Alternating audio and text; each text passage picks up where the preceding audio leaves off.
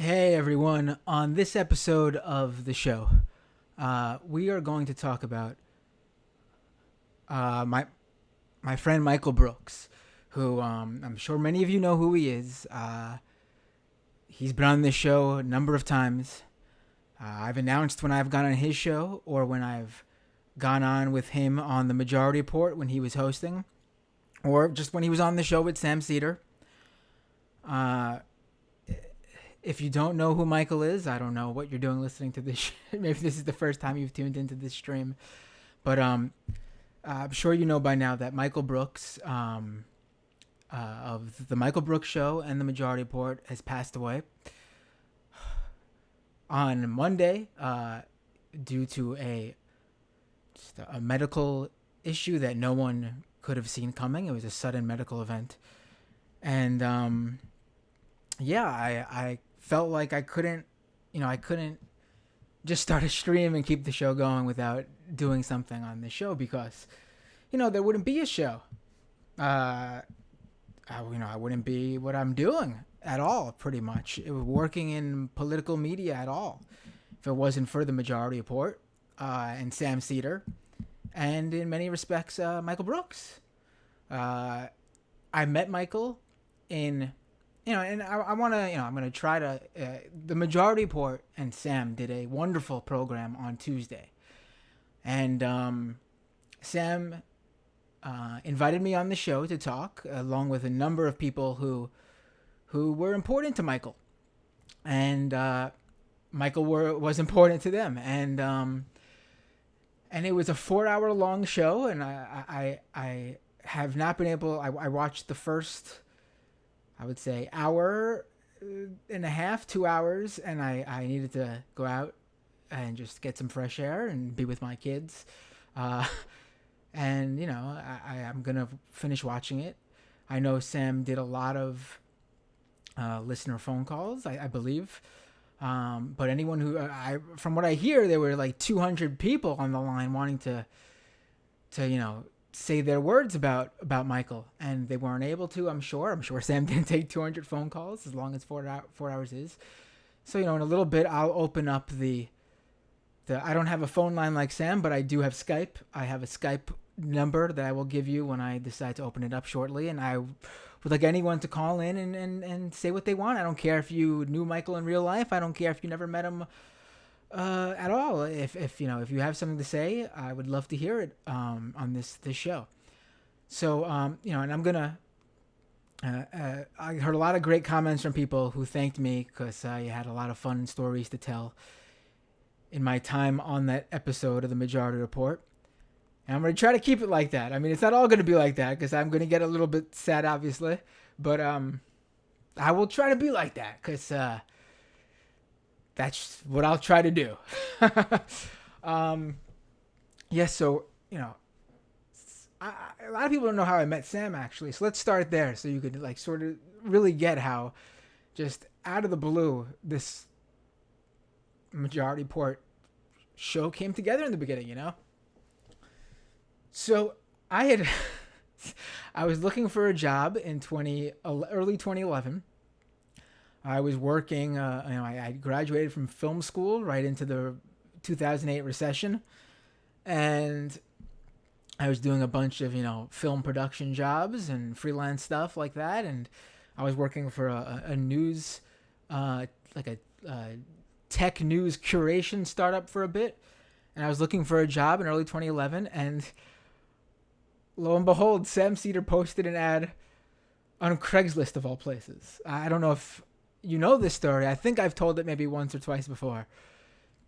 So, long story short, because this is really a story for, happier days, I guess, or another day. Sam hires me off of Craigslist, and I work for Sam. My first day working for the Majority Report, Dorsey, who was a producer at the time, showed me the ropes on his last day. And another producer was there named Evan. And they had basically set Sam up in just short months before that for like a beta launch of the program. And I basically came in and the show officially launched, and my first show there was Janine Garofalo doing her Catherine Harris impression, excuse me. And I was like, what is this? This is great. I mean, I knew who Janine Garofalo was. I wasn't aware of her Catherine Harris impression because, I was vaguely aware of Air America, and I'd actually known who Sam was basically because there was a payphone advertisement right outside my school that I went to, School of Visual Arts, with Sam Cedar wearing his little bow tie. It was an Air America ad, and that's how I knew who Sam was, pretty much. I was a progressive, but from just listening to punk music since I was like a kid. I really wasn't, outside of going to like the anti-war protests during the George Bush administration and really just paying attention to electoral politics. I wasn't really, that politically plugged in. I mean, I was paying attention to the Tea Party stuff because that's really when this was the time, like when the Tea Party really rose to prominence. That was what the first couple of years the Majority Report really was focusing on, the craziness of Glenn Beck and the Tea Party. And then the show becomes basically just me and Sam as the other producers leave, and we cover Occupy. And at the time, there's not many other shows doing this. I mean, there's TYT obviously, but they're like the major. They're independent media, but like the biggest of the indie media shows. Citizen Radio was a big progressive podcast, but only a podcast. David Pakman was doing his thing, his public television thing, which was cool. But the live talk show like Sam was doing and for progressive media, live streaming every day, a daily show. I don't know how many other programs there were doing this in 2011. And we would go down to Occupy and do it live there. And 2012 comes around. Sam had some people come in to do some administrative help, but no one to come on the air. But it became clear we needed, we were missing a third musketeer. And, Sam told the story on Monday's episode of The Majority Report where Pakman introduced him to a contributor who Pakman knew, named Michael Brooks, and they met. And I actually never really knew the story of how Sam and Michael, that first meeting. I just, Sam told me how he met Michael Brooks, and he was a really smart guy, and he was coming in to, he was from Pakman's show, and he was coming in, and he was gonna, see if he was good for the fit for the show. And so I meet Michael, and I remember Michael was wearing he was dressed up for the occasion. I mean, in many ways, Michael and I would have never probably really met if we weren't stuck to sit next to each other.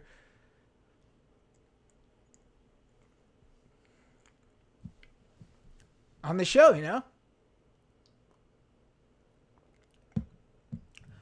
Because, at the time, pretty much, my friends were all people from my punk rock band days, and maybe my friends who I'd go to wrestling events with, and, Michael wasn't a wrestling fan, and he was into some punk bands I would later find out. He was really into ska, early ska, like first wave ska, which we definitely, he liked the Clash too, big fan of the Clash. We definitely bonded over that stuff.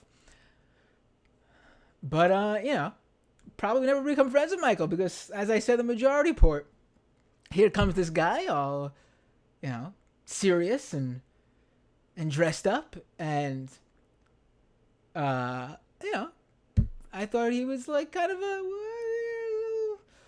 bit of a tool,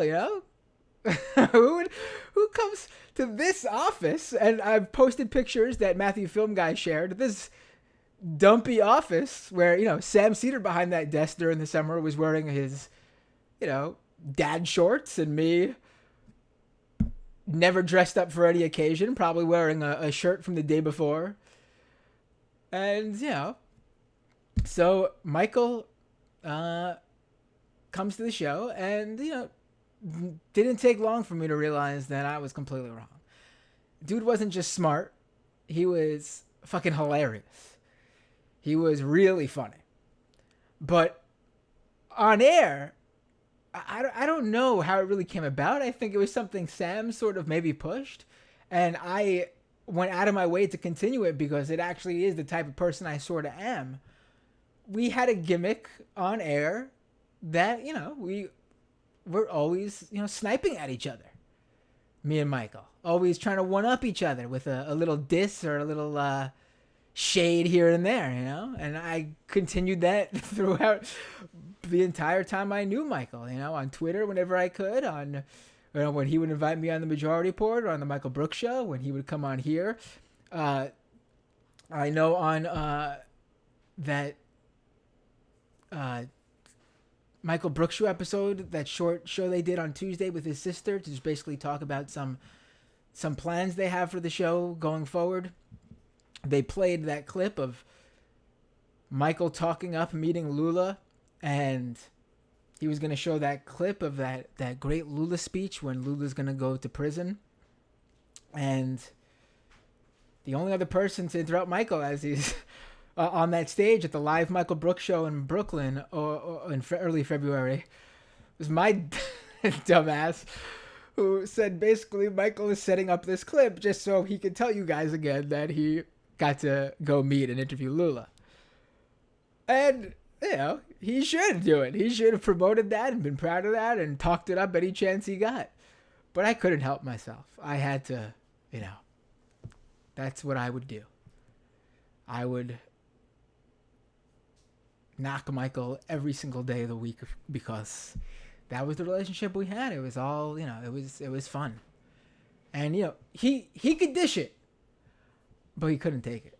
And I think that's why me and Sam had so much fun getting under his skin sometimes. And I promise you, he only really got mad at us once. He only left the office once because he was upset with us. Because he knew it was all in good fun. Except for that one time where he got really upset. So, I don't remember exactly when Michael joined the show. It was 2012 for sure.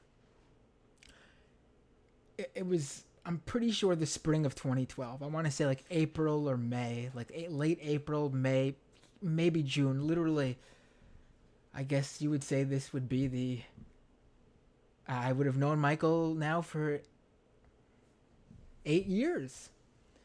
And, a lot of people have come out and said such great things about Michael. Fucking Lula put out a tweet. The former president of Brazil, who is Michael's hero. Cornel West. And fucking CNN and Fox News covered him. I mean, they should have covered him while he was here, But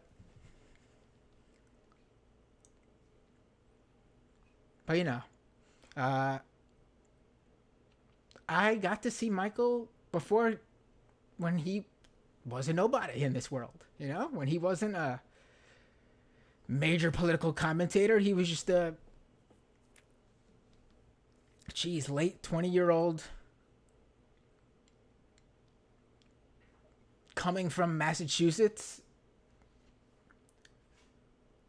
to start a political commentary career.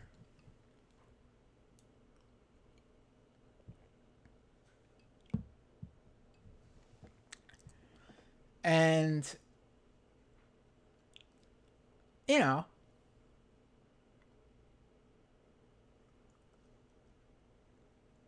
Michael was, I said this on the show when I was with Sam. One thing that I thought made him, obviously, to do this, you got to be smart, and especially in new media stuff, you got to be funny, you got to be entertaining. That's something me and Michael always discussed, how important it was to be entertaining too, because if you're not catching people's attention, if they're not having fun watching this stuff, they're not going to learn anything, they're not going to get it, they're not going to want to take part in it. But we always made it clear that we had to do the opposite of, how The Daily Show looked at itself. The Daily Show, Jon Stewart always said this was a comedy show that did politics. And we would discuss how, no, we would do a politics show that was funny, that did comedy. Because the draw, wasn't supposed to be that you could just get a laugh and walk away without. It could have been an apolitical show and you walked away with a laugh. No, it had to be a combination of the two. And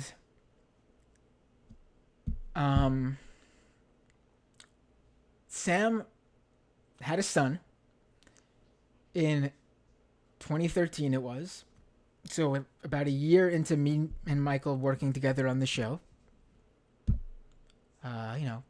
Monday through Friday, every day.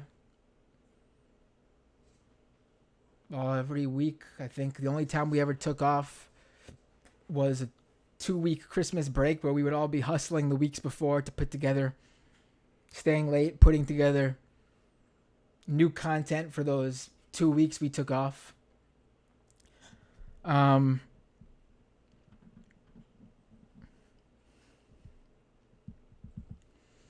And so Sam had a son, Saul, and he said for me and Michael to host Mondays so he could take his paternity every Monday.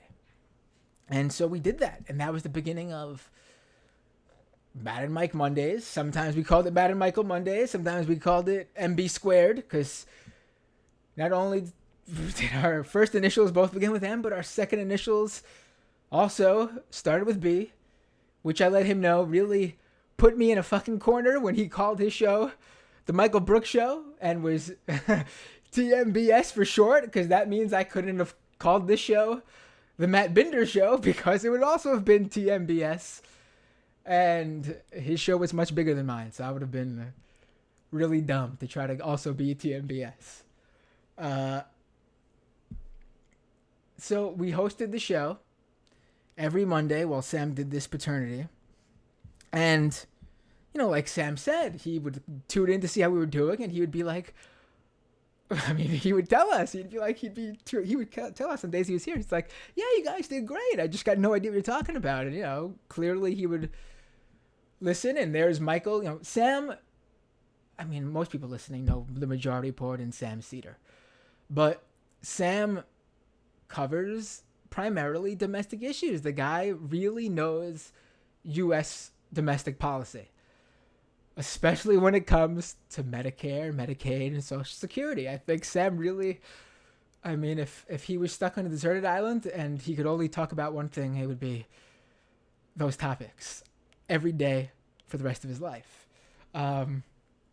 Michael clearly was very interested in international issues, and I really liked covering, how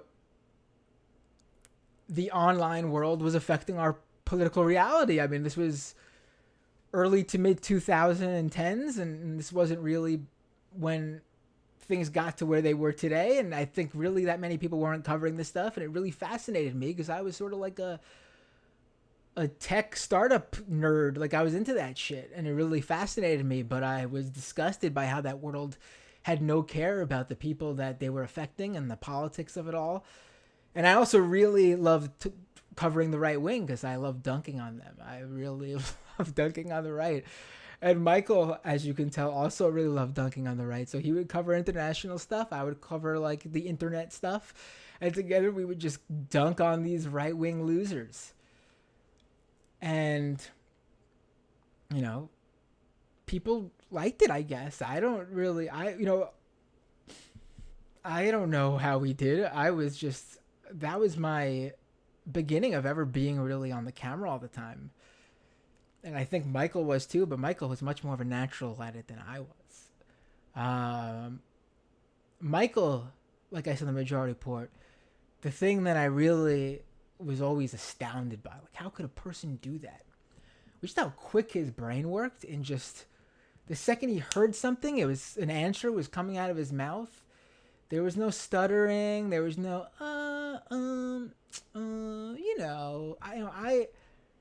I do that a lot. I use filler words when I'm trying to think of what to say. I don't know how his brain worked, man. But he just knew right away what he wanted to say when he heard someone say something. And it worked for a intellectual conversation, when he was talking politics, and it worked for a comedy bit where he would hear something and like that he would have something funny to say. Just there was no time, there was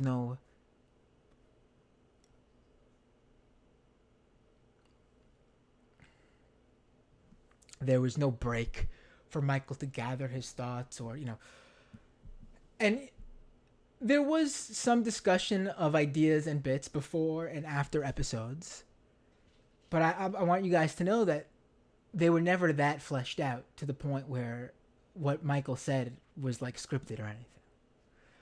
Like, we may have talked about the idea of a right-wing Mandela versus the first right-wing Mandela when we were prepping that audio clip of Rick Santorum saying that fighting Obamacare is like apartheid, and right, Mandela would have been a right-winger. We if I remember, we definitely joked around about how ridiculous it was and thought of the idea of a right-wing Mandela. But the actual fleshed out things that Michael's right-wing Mandela said when he went on air, just off the cuff, that was not prepared. And none of his characters were prepared. I mean, the dude was an impression machine. Right-wing Mandela. I know later on it was SJW, anti-SJW MLK. But the first right-wing version of a Martin Luther King Jr. that Michael did, it wasn't anti-SJW MLK. I don't know, maybe only long-time Majority Report listeners will know this, but something came up about libertarianism and MLK, and the idea that Martin Luther King Jr. would have been a libertarian. It was during the Ron Paul era, when Ron Paul was, he was running for president, I believe, he was a big deal. The idea that MLK would be a Ron Paulite was, so Michael did an MLK impression where he was telling people to buy gold. And I guess after I left, he came up with a new one, but that is the original MLK impression. And what else? I know there's the Bernie bro Bill Clinton, but the first Bill Clinton impression Michael did was actually Bill Clinton if he was how right-wing conspiracy theorists saw him as, where he actually was behind the death of Vince Foster. And, I don't know if you guys know the story of Vince Foster's death, but the whole thing is, his body was shot and his body was dragged through a park. And the idea that, the president of the United States would do this haphazard job and just so Michael came up with this Bill Clinton impression where he was don't forget, I can't do Bill Clinton, but I'm just gonna, I'm sorry, Michael, but I'm gonna just, to get people get the gist of how good you would do it, just imagine whatever I'm doing, but good and not bad. He was whatever you do when you kill Mr. Foster, be sure to drag his body through the park. And it was just so funny that, it was, and he would always come back to it, and don't forget, when Michael was doing his Bill Clinton, he would say, just out of the blue, he would say, don't forget, you have to drag his body through the park. Because how ridiculous is it? It's just so stupid. And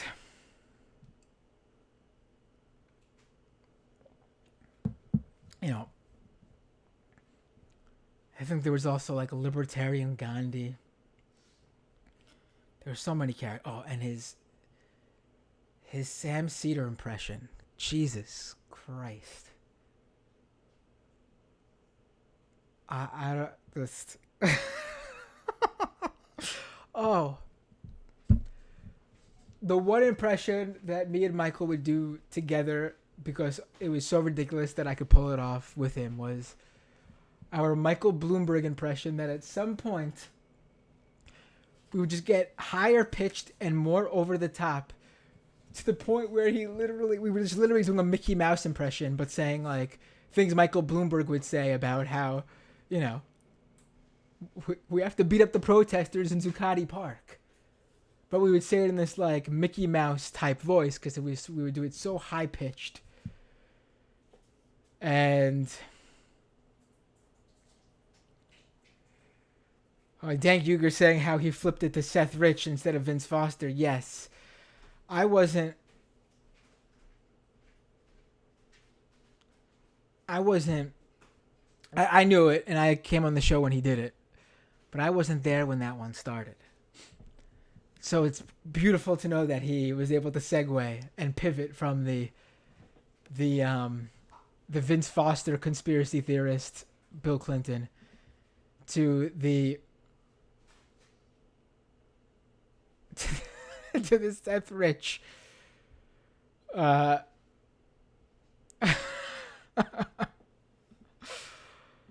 oh boy, yeah. So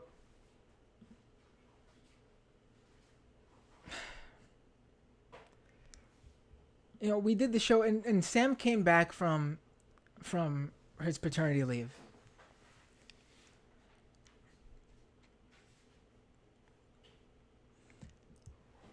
And I guess people said such good things about it that he has continue it. I mean, I think he was worried about people thinking he was just like, because at the time the show was still really small and growing. Um, we were like, under 100K YouTube subscribers. I don't know how many paying members there were. I was not privy to that information. But, you know, I guess he did it while people were thinking he wasn't gonna. He didn't want to do the show, but he had us do every other Monday, and then I think we did pretty much just randomly either whatever Monday Sam didn't want to work. Sometimes we did twice a month. Sometimes we did 3 times a month. Sometimes we did 4 Mondays a month. It really just depended on how Sam felt, I guess. And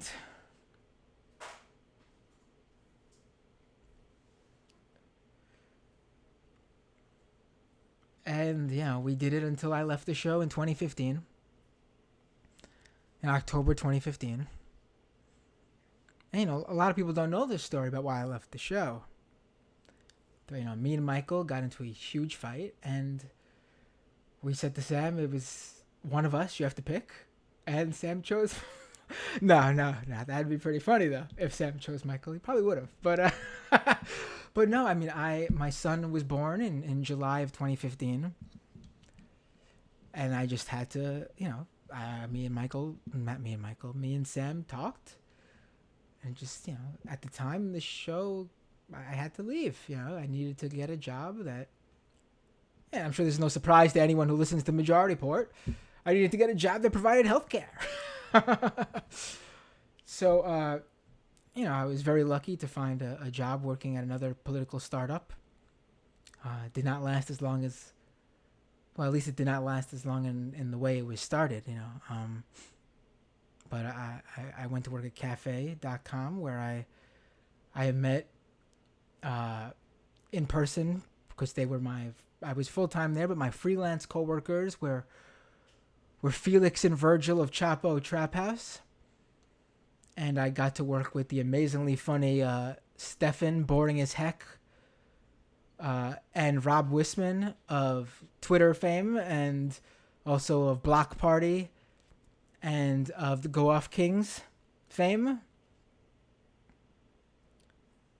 And I got to work with a really funny person named Brianna Haney. And I got to work with Blake Zeff, who was the political editor at Salon, and he became the editor-in-chief of Cafe when I was there, and he brought me on because he liked my work, and I was very lucky. I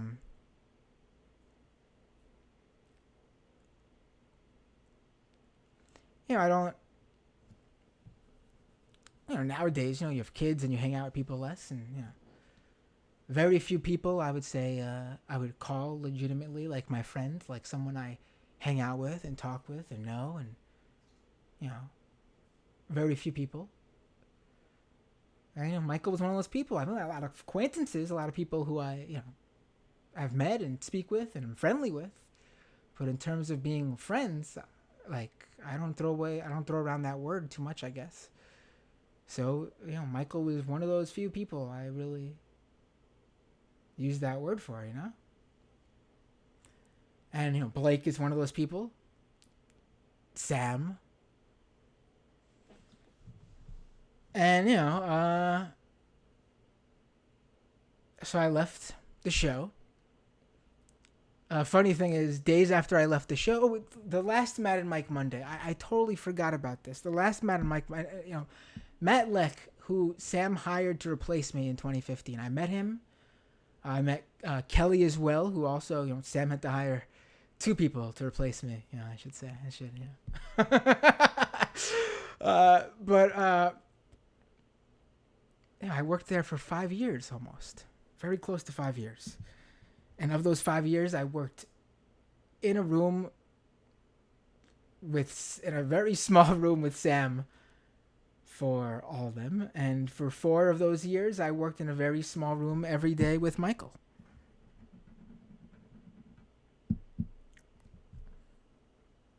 There were so many fucking hilarious things, man. I wish I could remember them all.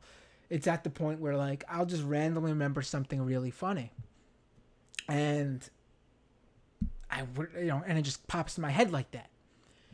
I mean, when you're with coworkers or whatever, or with friends, I guess there's a moment you'll remember scattered throughout your friendship, and that's it. But, like, working at the Majority Report, it was those moments multiple times a day.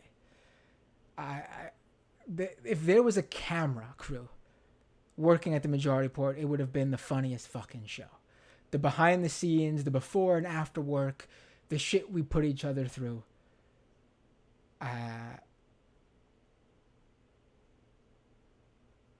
Listen, I've seen Sam Cedar and Michael Brooks show emotions I don't think they've ever shown to anyone but their own family members.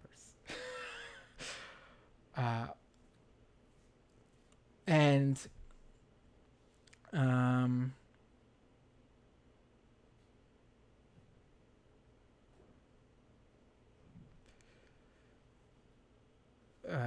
people asking who Blake is. Blake Zeff.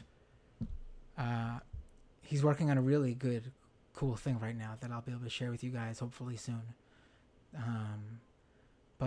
Yeah, so working with there was the funniest fucking thing. And it kills me that I tried to remember this stuff for this show. And it's some of it, I'm happy I didn't do this show on Tuesday or yesterday on Wednesday. Honestly, I decided to do the show in the hours before I set up the YouTube video. I don't think I could have planned this too long ago because when I found out on Monday, because just thinking about doing it, really, I was, something I didn't want to do. But doing Sam's show, it was really, it was cathartic. And I would guess that's why Sam, well, I'm sure Sam would have went long because he wanted to really do Michael justice, but I'll guarantee you that it was a lot easier. Once he got past that beginning part, I guarantee you keeping that show going was a lot easier than ending it, because it felt good to talk about Michael. And some of the things I remembered I jotted down, though. And I'm sure there'll be a tons of shit that I'm going to remember. And I'm sure, listen, I spoke about, if you watch this show, my show, Doomed with Matt Binder, I talk about my time at the Majority Report and mention Michael Brooks and Sam Cedar, I would say, probably every episode. If not the free portion that gets sent to everybody, without a doubt, the second half of the show that's just for my, the paying subscribers. I would talk about, because this show is what my political body of work, any political media I do is intrinsically linked to my time at the Majority Report and working with Sam Cedar and Michael Brooks. It's just that simple. I never wanted to do political media. I wanted to be in a political punk band. That's what I was doing when I was 15, 16, 17. I was in political punk bands. I wanted to be a fucking punk rock star.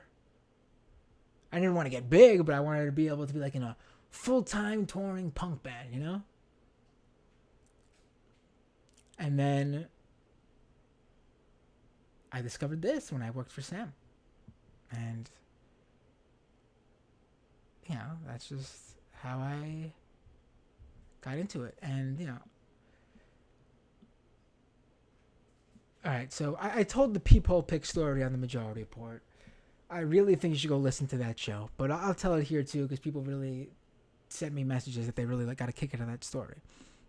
So, we already moved to the new office at this point. We moved from blocks away from the Empire State Building in a tiny little office space that literally fit 3 tables, a bunch of computers. I mean, literally, the door would open during the show. UPS would make a delivery, and Sam would reach his hand over from his desk and grab the UPS package live on air. If you go back to Majority Report episodes from 2011 to 2014, I would say. I think that's when we early 2015 maybe, or late 2014 is when we left the original studio. You know, that's how small the studio was. You could catch Sam on the YouTube live stream reaching over and grabbing a UPS package during the broadcast from the UPS guy literally right there handing it to Sam. And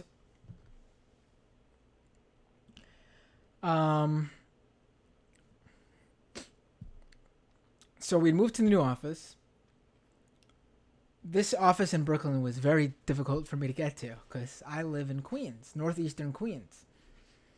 And this was, you know how the intro goes, Gowanus Canal, all that, you know.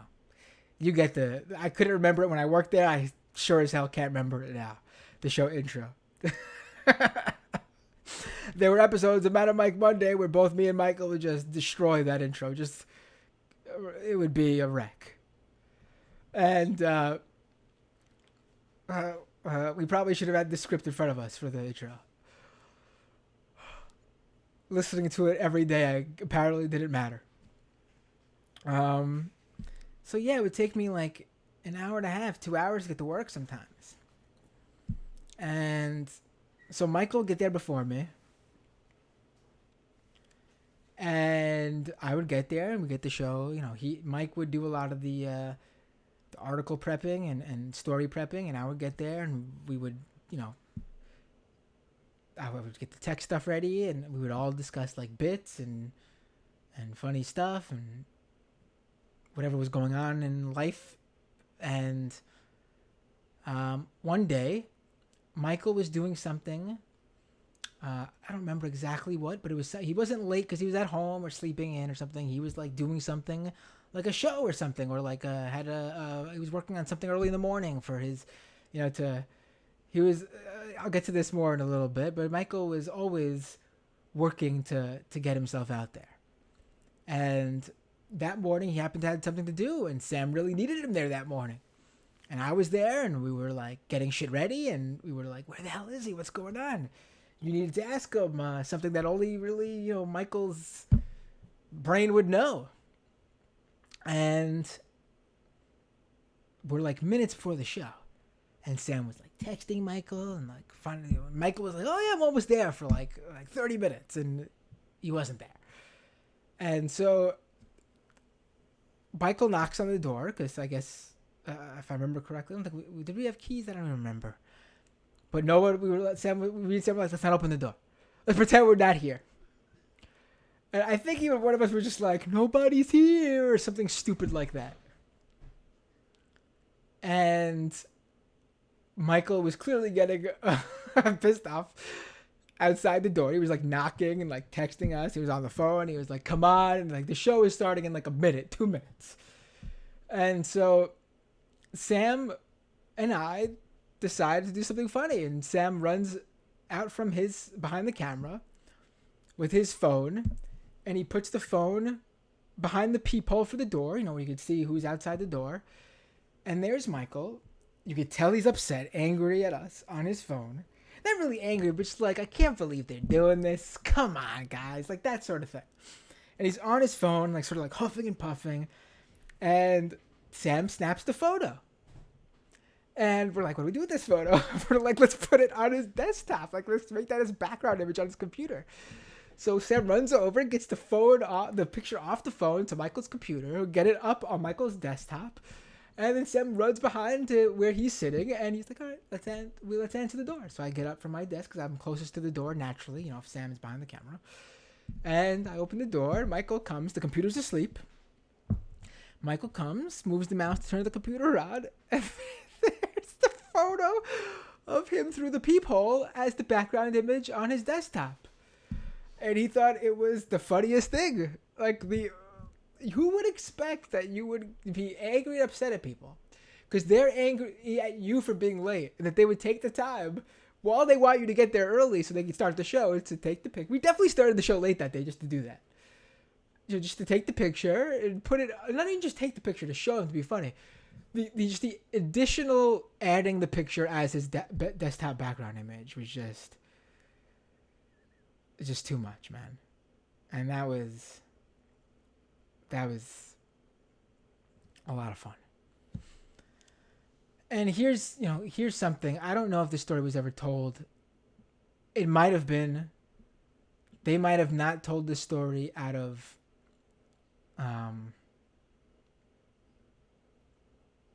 Sam and Michael might have not told this story out of pity to me, maybe. Just to show you that, just how honest and upfront I'm being about this stuff and just these stories, and like, I don't, just how I felt and how, what I think of the situation,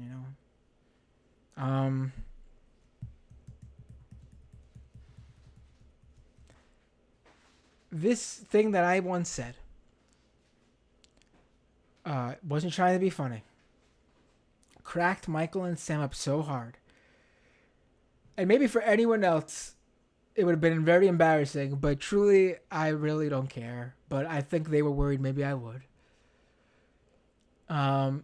So, must be the third or fourth season of Game of Thrones is on air.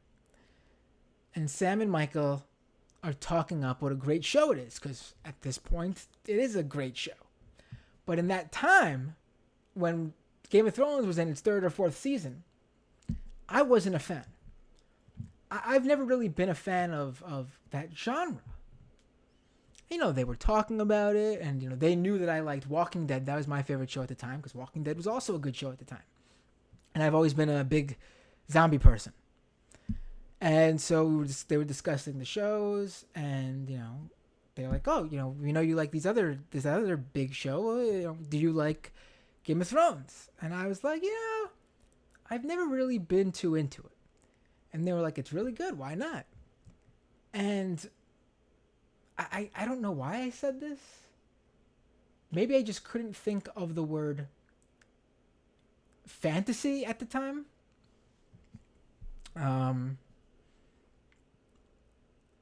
I honestly did not know much about Game of Thrones other than it was a show set in like a medieval times-esque period with knights and such. And there were dragons. And I said to them, to answer their question as to why I wasn't really a fan of Game of Thrones and didn't watch it, I said to them that I'm not really into period pieces. The look on Sam and Michael's face, the look on their face when they heard me call Game of Thrones a period piece, I will never forget it in my life. Just the shock and awe that someone said something that stupid. It was really funny. They got a good laugh at it.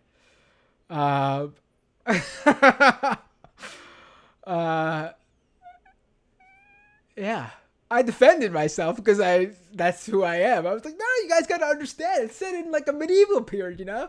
Technically, it's set in a certain period of time in that fantasy world, you know? So it was technically a period piece.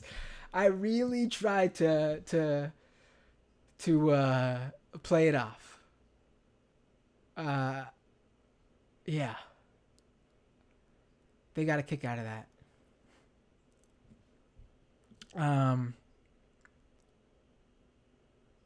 They got a kick out of that.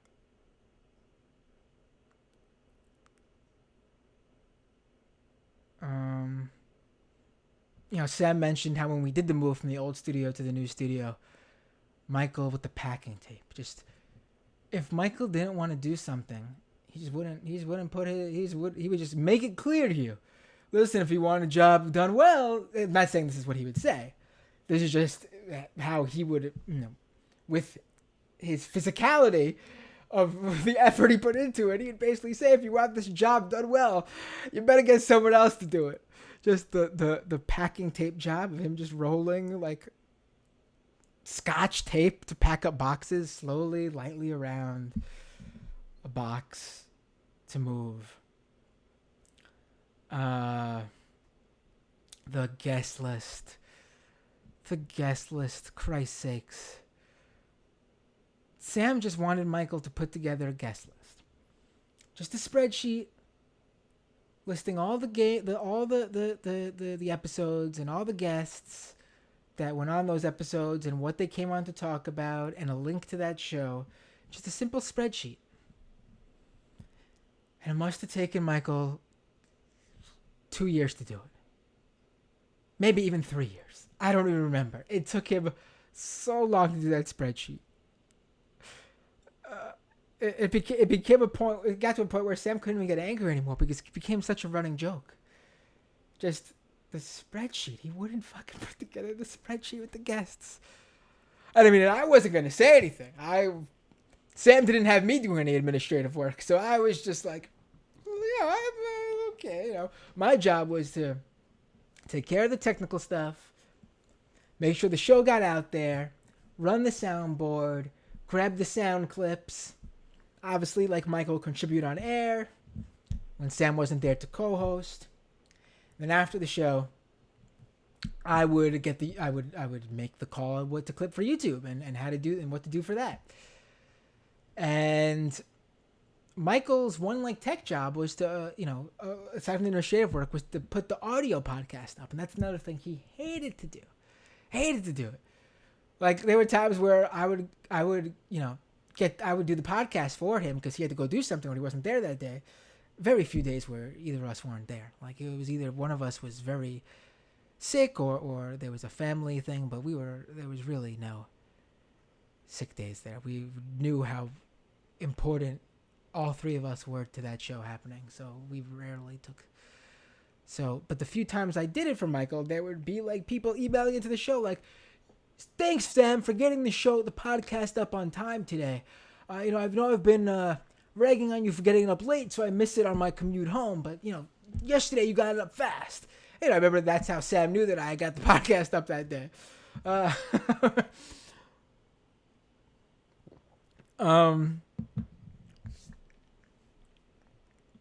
And I don't want to forget. I did make some notes because I really didn't want to forget the main things I wanted to cover about Michael. And then I'll take some calls on Skype.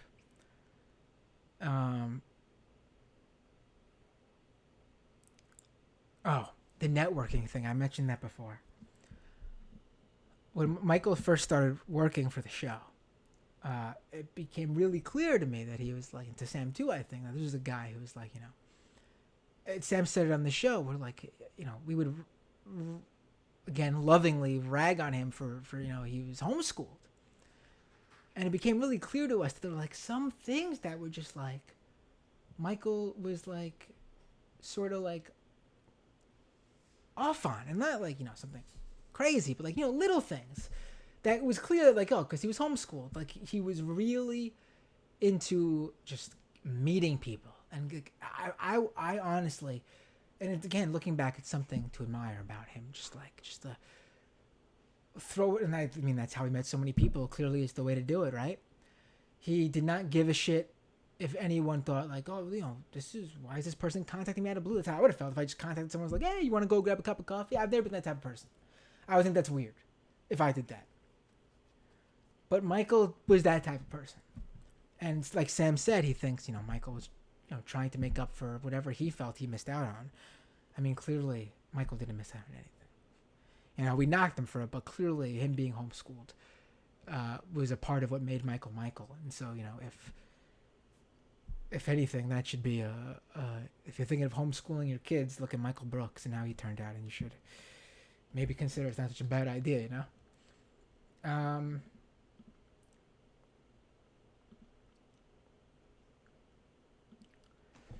So, Michael was always trying to meet people and network and get to know people. And I remember specifically seeing him over, like, when I'd look over, like, we were talking and I'd see on his computer screen fucking LinkedIn.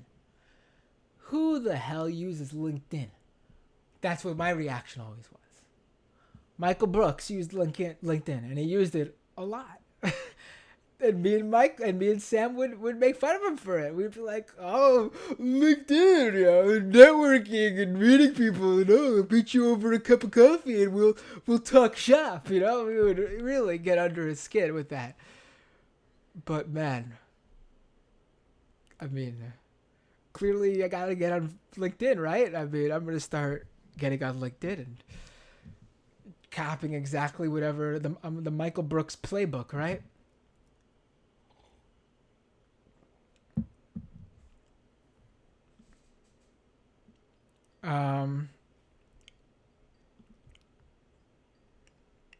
Someone's calling me. Let me take a call.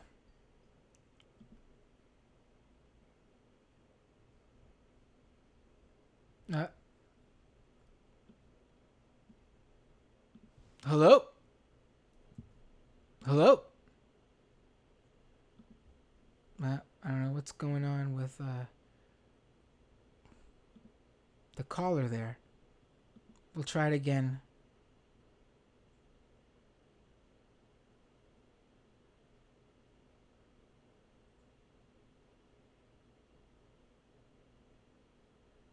Yeah. If you want to call on the show, you can get on Skype. Doomed Live. Hello? Hey, Matt, what's going on? Hey, how you doing? Who's this and where you calling from? Hey, this is Marcus. Used to live in LA, but moved to Nashville recently because LA got way too fucking expensive. I hear you. I lived in LA for like 12 years. And then I had a toddler, had a baby. She's a toddler now. And I'm like, all right, can't do this anymore. Got to move to like,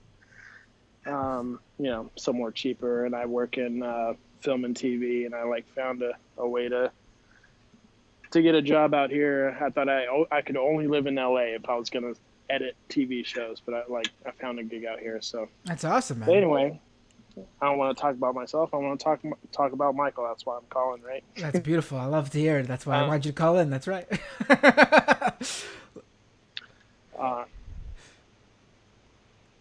Hello? Majority Report on Tuesday. And hey, can you hear me? Yep. Go ahead. Did I lose you? For a split second, I couldn't hear you, but I hear you now. Yeah, let me get closer to my router because I stepped out to my balcony. Sorry. Yeah, I called Sam in the Majority Report on Tuesday and told him about the first time I met Michael when he came out to LA. So, yeah, I just want to reminisce, Tuesday was a really tough day for everybody, obviously. So I kind of want to talk, I want to reminisce about all the times Michael made us laugh, and he made me laugh every single day. It's one of the reasons why I watched his show and Majority Report, right? But I want to reminisce about the 2016 election and the Republican debates. Right. And I would be watching TYT and it was just like depressing. And I fucking love TYT. Like I love all those people, but it was just so fucking depressing. Like and I would just be like, fuck. Let me switch over to Majority Report. See what they're saying, and it was like hilarious, just hilarious, man. Just Michael doing Ben Carson was like the funniest shit ever. Just like Ben Carson talking about like trying to knife someone at like a whatever, a Popeyes or some shit. It was just like the funniest shit ever, man. It just got me through 2016, just like Michael did. Michael had Um, a real talent for impressions, and I forgot about. Well, I didn't forget, but I Ben Carson didn't cross my mind when I was listing all his great impressions, because honestly, there were so many good ones. As good as Ben Carson was, it actually to me was not even on the top of the list to show you how good like his impressions were. Like there's so many good impressions he did. yeah, no, I mean Barry Obama was like, he's Oh, the Nation mark of on that. Islam, Obama, Jesus Yeah, Christ. that was like the top, I would say, because his Obama impression was like, I can't think of anyone that can do as good as an impression of Obama than Michael. You know, Like, and I'm talking about anybody. I remember thinking, when when when I was working with Michael, and obviously Obama was in office, and there were all these you know people doing impressions and stuff of Obama on different shows, and I was like, all these people aren't even anywhere near as good as Yeah, Michael. Like, yeah, how is Michael not doing this professionally? How is he not yeah, being? yeah, How is he not the one who's doing this? Like, it bizarre to me. yeah. I mean, I kind of saw like I would kind of like think about Michael being on, like having his own show one day. Like being on. I mean, cable. I think cable's going to phase out soon enough because it's 2020. But I could see him like having like some sort of like prime time, massive, uh, political slash comedy show Right. where I mean, I could just see that because the guy is a fucking genius on politics and on comedy. It's like I don't know anybody who has those levels of that level of combination. So It's it's yeah, he could have. Sam said it on Tuesday. He could have been a stand up if he wanted to. He could have really done it. He could have. He was yeah. fast. He was I don't quick. I don't know if he I'm not sure if he like that was something he wanted to do. I think maybe I don't know because you know him better than me, obviously, but I think it was just something he was just naturally good at. But I think his passion was more into politics. Yeah, yeah. I mean, I always, But he definitely wanted to do this exactly what he was doing with TMBS. Like that's what he wanted to do. And um, I'm pretty sure I told him that he should have at least done stand up on the side. If anything, if that took off, he could have used that to promote his politics stuff. But clearly, he didn't even need to do that because his politics stuff took off on its own. So he made the right call. yeah, yeah, man. And he was the only political commentator that was covering Brazil right. And I'm Brazilian, and like that was really hitting home for me because again, like TYT, they weren't covering that right at all, and I was getting really frustrated. You know, like the way they covered when Dilma got impeached, and when the election was happening, it was just like you guys are not doing your homework. You guys are like nobody like knew anything about Lula Right. and like what he did for Brazil. Um, and like what the how the right like had a strategy and spreading propaganda, which was backed by the Koch brothers, all these think tanks and stuff like spreading misinformation all over Brazil, and like how Bolsonaro, who was a complete joke, even on the right wing, he was a complete joke how he came to power. But Michael was covering this shit from day one the right way. And I'm like, yeah. And Anna saw this. Anna's like, yep. like Michael is doing this right. And, and he just started covering Brazil a lot, Right. when Bolsonaro was edging up to win, Right. and so, I mean, a lot of Brazilians know who Michael is. Right. Yeah. Like they're, I mean that picture when he got to meet Lula, like I said, I had to take my shot at the Michael Brooks show live in Brooklyn from February, where I had to give him a little nudge on his talking about it. But I knew he was proud of it, and I was proud of him for it, man. That's fucking dude, yeah, nuts.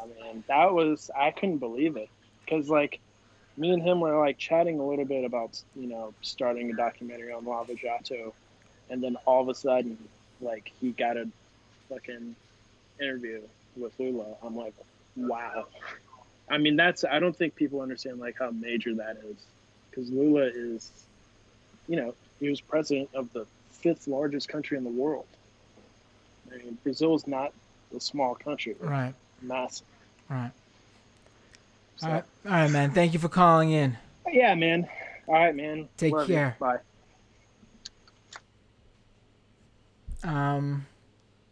Yeah, I want to just say actually, off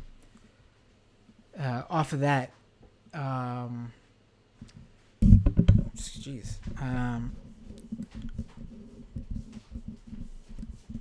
oh my son is over here.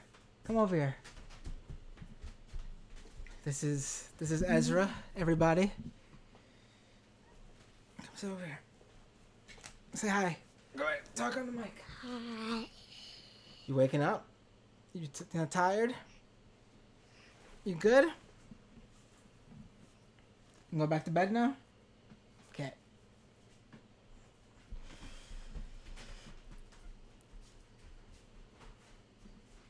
I'll take that call in a second, Dave. Call back in. Just give me like a couple minutes. I'll tell you when to call back in. Yeah, so my boy, Ezra. I'm glad he came because it reminded me of this. It's when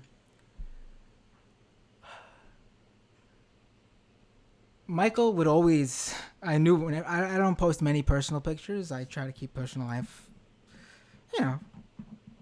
not completely off of social media, but it's not. I don't want it to be my main thing. I'm not a person who posts pictures of myself, my family every day. Every now and then I'll post a picture of my kids or something like that. But whenever I posted a picture of my kids, Ezra and Enid, I knew that one person who was guaranteed to like those photos specifically was Michael. And I'm not saying like, Michael rarely liked my tweets and stuff like that. But if there was a photo of my children, Michael liked it. I would know. I would always, like, I'm not just like in the moment when Michael was still here, and I would notice he would do that. I would say, I would see it pop up, and I would say, it was nice to see.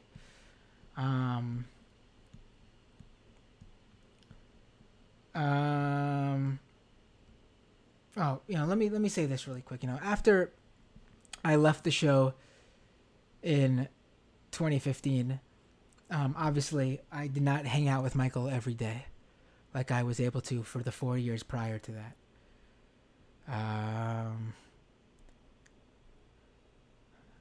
But Michael was one of those people. There's only a few of those people that you meet who, like, no matter how much time goes by when you last see someone, it's like that time never... There wasn't time in between, Like, I could not see him for, like, 6 months, and we'd see each other and hang out doing the show or whatever, and it was like... Oh, the last Matt and Mike show was just yesterday. 6 months before that. Not 6 months before that. Or "Oh, last time I had you came on the show, that was yesterday," when really it was 7 or 8 months down the road. Um, um,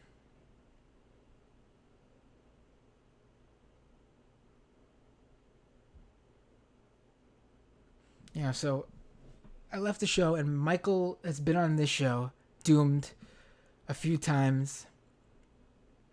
Um, I've been on the Michael Brooks show a few times. I was on the Majority Report when he was there with Sam, and when he was hosting, filling in for Sam, where I was a guest and not working there a number of times. And every time I truly felt like it was like I never left. And I'm getting ahead of myself again too. I wanted to bring this up before because I didn't want to forget. So that last Matt and Mike show in 2015, in October 2015, we did the show at this point. So I'm working with Michael for 4 years. But that show, this was year 2.5 years, I guess, of Matt and Mike, maybe. But in all that time doing it together, we had never got a chance to sit together on camera.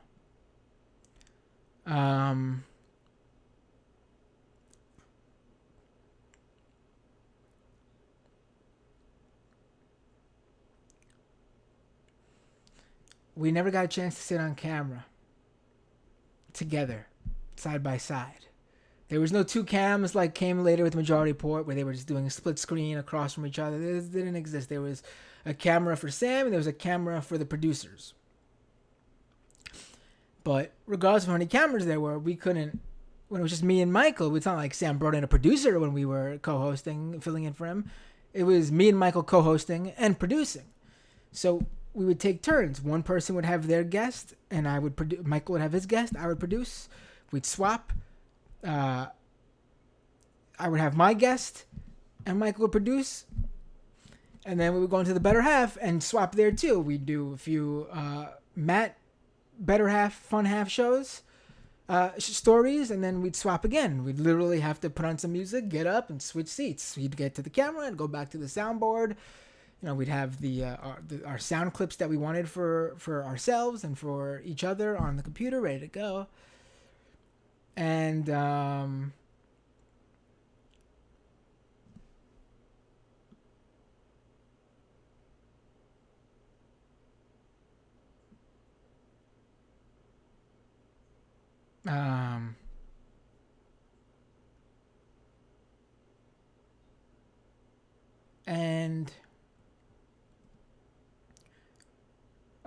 that last Matt and Mike show, Matt Leck came in to get a trial run with producing.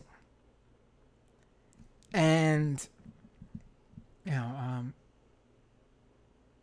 just want to say that Matt Leck is a great guy.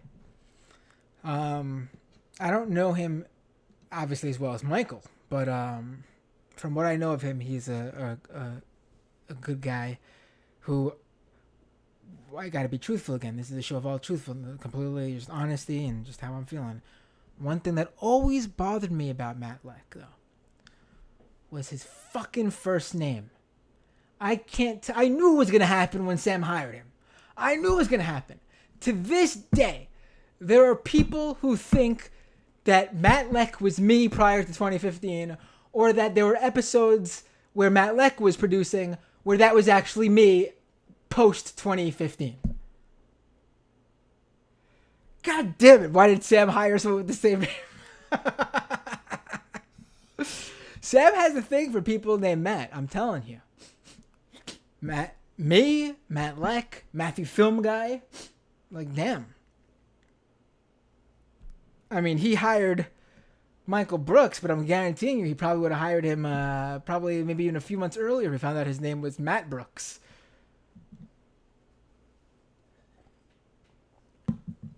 Someone was pointing out that episode of Matt and Mike Monday, that last episode, I don't think Matt Leck had a proper introduction yet, so we were joking about how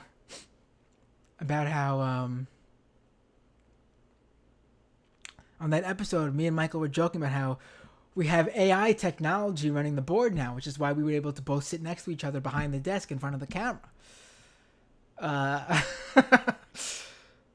Uh, yeah. No, but Matt Leck is a. I couldn't have picked a better person to to take over the job. Um,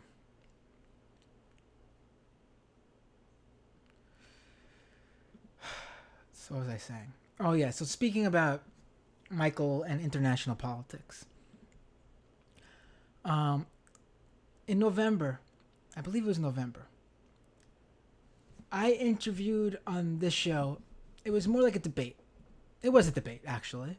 I debated a young Bolivian activist who was actively promoting the coup. She was for it.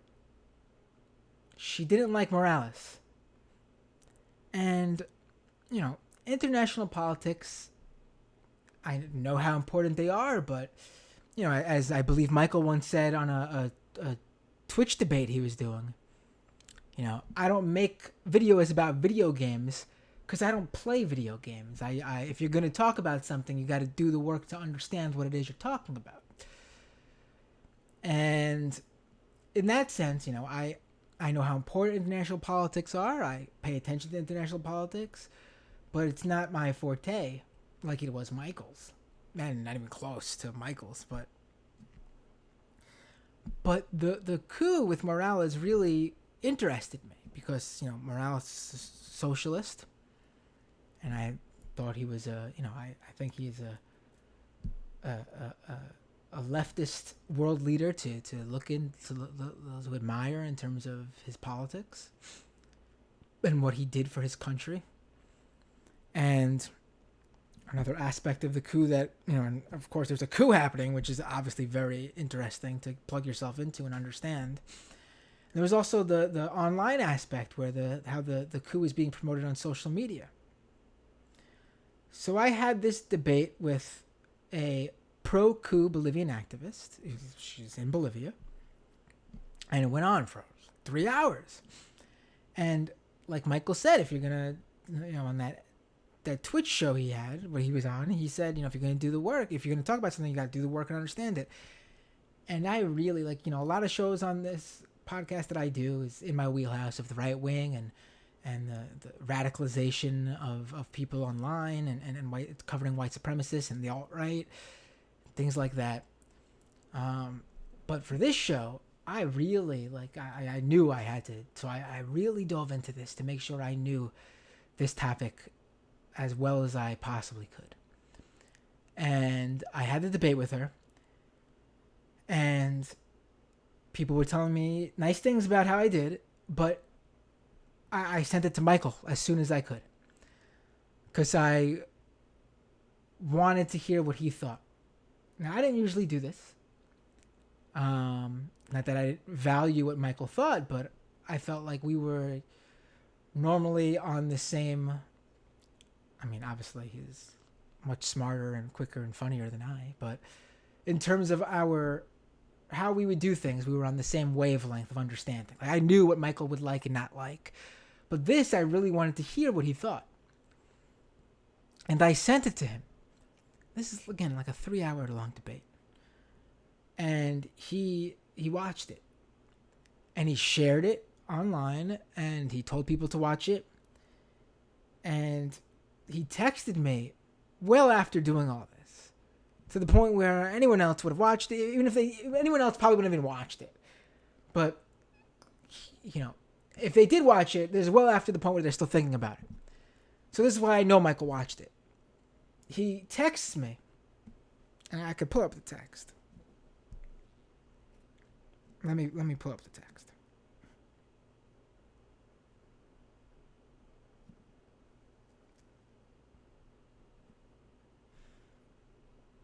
And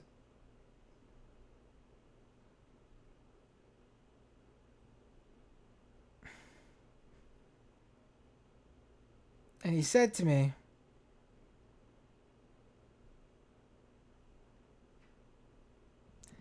uh, dude, again, this is much later. Like, next day, I think, even. Next day at night, he says to me, dude, still can't get over how sketch that interview was in terms of how she was acting and what she was saying. And I mean, if you, I mean, it meant the world to me that he was still thinking about that, and you know, and how she tried to pull one over, and you know, and I held my own with her. Um, you know, another text that I got from Michael. I was looking back in the text, and for some reason, this phone doesn't go all the way back with Michael. It just goes back a year. They must be on some other phone or on an iTunes backup on my computer. But I don't know why I said this to him, but I'm glad I did. Last January, I was coming on the show, I guess, and he says, "Let's do 45 starting at 7:30 tomorrow, bro." And I said to him, "Looking forward to it. Thanks, man. Love you." And you know, he said, "Love you back." No, little things like that. You know, I don't say love you to people who aren't my blood relatives. I don't say I love you to anyone but my kids, my partner, and my parents, and probably my siblings, maybe. But for some reason, I felt like saying love you to Michael that day, and you know, probably said it in person a few times too, but I don't remember. Because you don't think of these things in the moment. I never expected a world without Michael Brooks. I never thought about Michael not being here. You know what I'm talking about. When you get into those moods where you're thinking about, you get caught up in that spiral of just thinking about death. And you know, for me, it's never like dying. For me, never really. It's never about me dying. I never fear myself dying. I fear, you know, missing people. Um, you know, that's what I think about. And there's people you don't think that for because you never even assume. You know, you always think of someone who you might know that's sick, or obviously people who are 20, 30 years older than you, parents, grandparents, older relatives. You don't think that for. It never even crossed my mind, especially you know.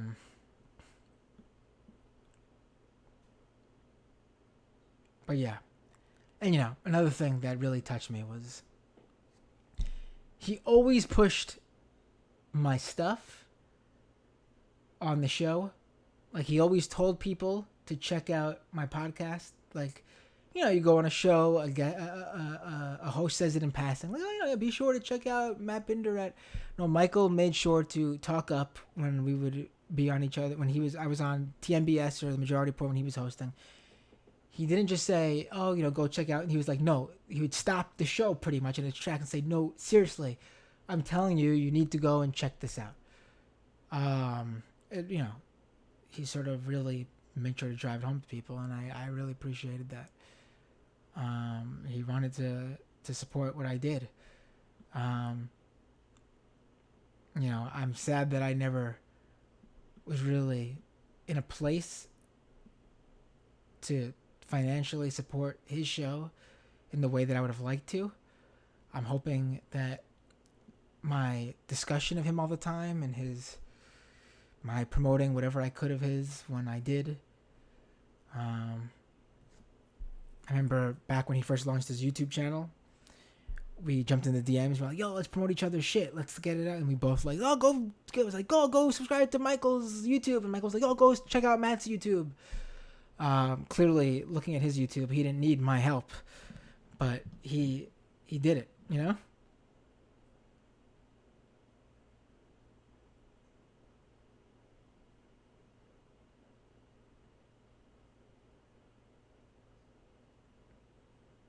Um, you know, like I said, Michael will forever be, you know, linked to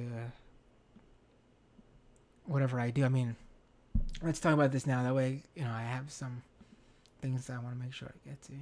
I want to take more calls.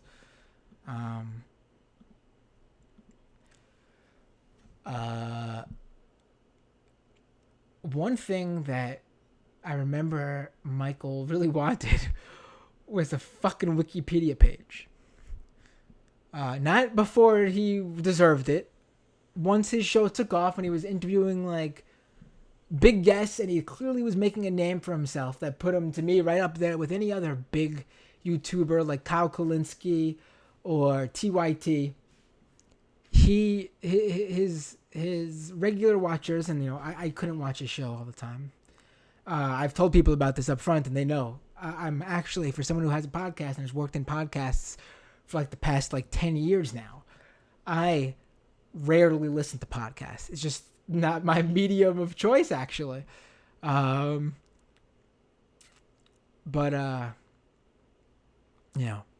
so Michael wanted that fucking Wikipedia page, and whoever's involved with that, I mean, I know how it works, obviously, but whoever was involved with Michael's page coming down made the argument that he wasn't worthy of it, and obviously it stuck because Michael's page got taken down. And I gotta say, I'm being positive, trying to be positive of the show and spread good memories, but it enrages me that he's got that Wikipedia page. And I'm not saying this out of jealousy. let me back it up too. I was so combination, and people who listen to this show know me always joking about it. Combination of proud that Michael's show is so successful, but always me also going, God damn it, why can't I pull off a quarter of that? Yeah, I was very proud of him and how big that show was, and it was crazy to me. Yeah. So anyway, it really sort of pisses me off he's got that page now when he deserved it when he was here to see it. The fact that he needed a fucking Fox News and CNN article to say that he passed away for Wikipedia to say, oh yeah, we can give him a fucking page now.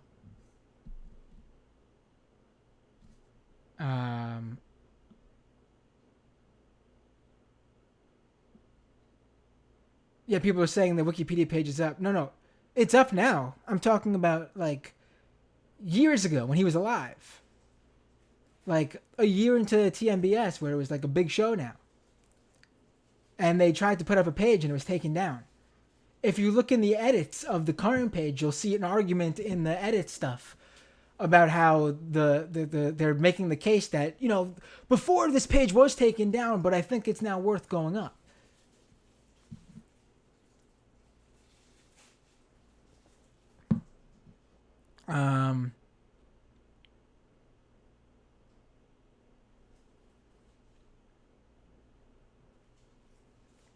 Yeah, Michael should have seen that.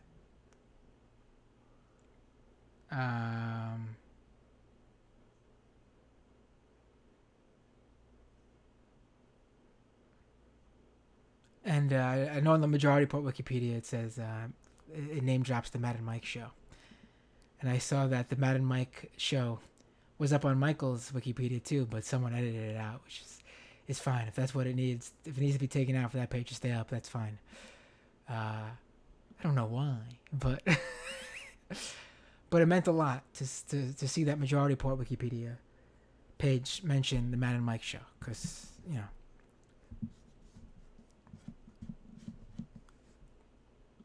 to be connected to him is important. It means a lot. I'm probably not gonna get to all these YouTube comments, obviously.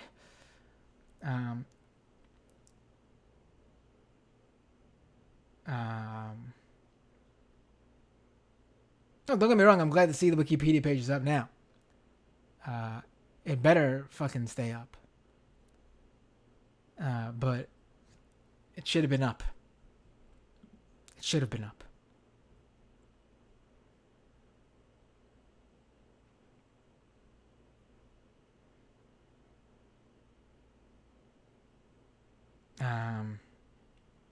Tyler sent me a super chat. I'm not gonna ask for super chats. I don't want to. But if you sent me one, I'm gonna read it though. I don't want people to send me them. I'm just saying. I feel bad for not reading it if you did do one. I prefer you call in for this episode. Tyler said, "Love you, Matt. Thanks for sharing your memories. Always loved the relationship you had with Mike. Thank you for honoring him and his legacy." Feliciano said, "Agree, perfect words." I'm not sure what that was in reference to. I'm sorry, but thank you.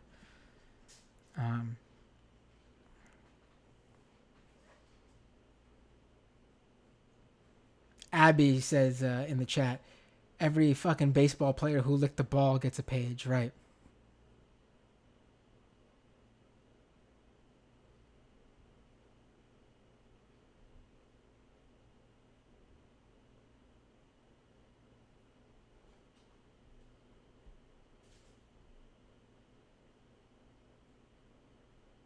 All right.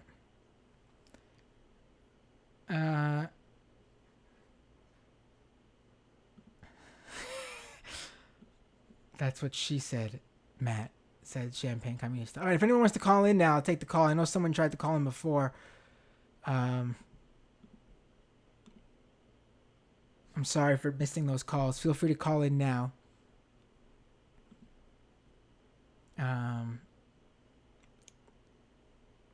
A lot of people thought my line was funny on the Majority Report. I mean, it is. It's not just the line. I always looked at it that way, as I was, in many ways, me and Michael were like Marin and Cedar, and clearly, Brooks took the Marion career path, and I took the Cedar one. Skype. Doomed live on Skype.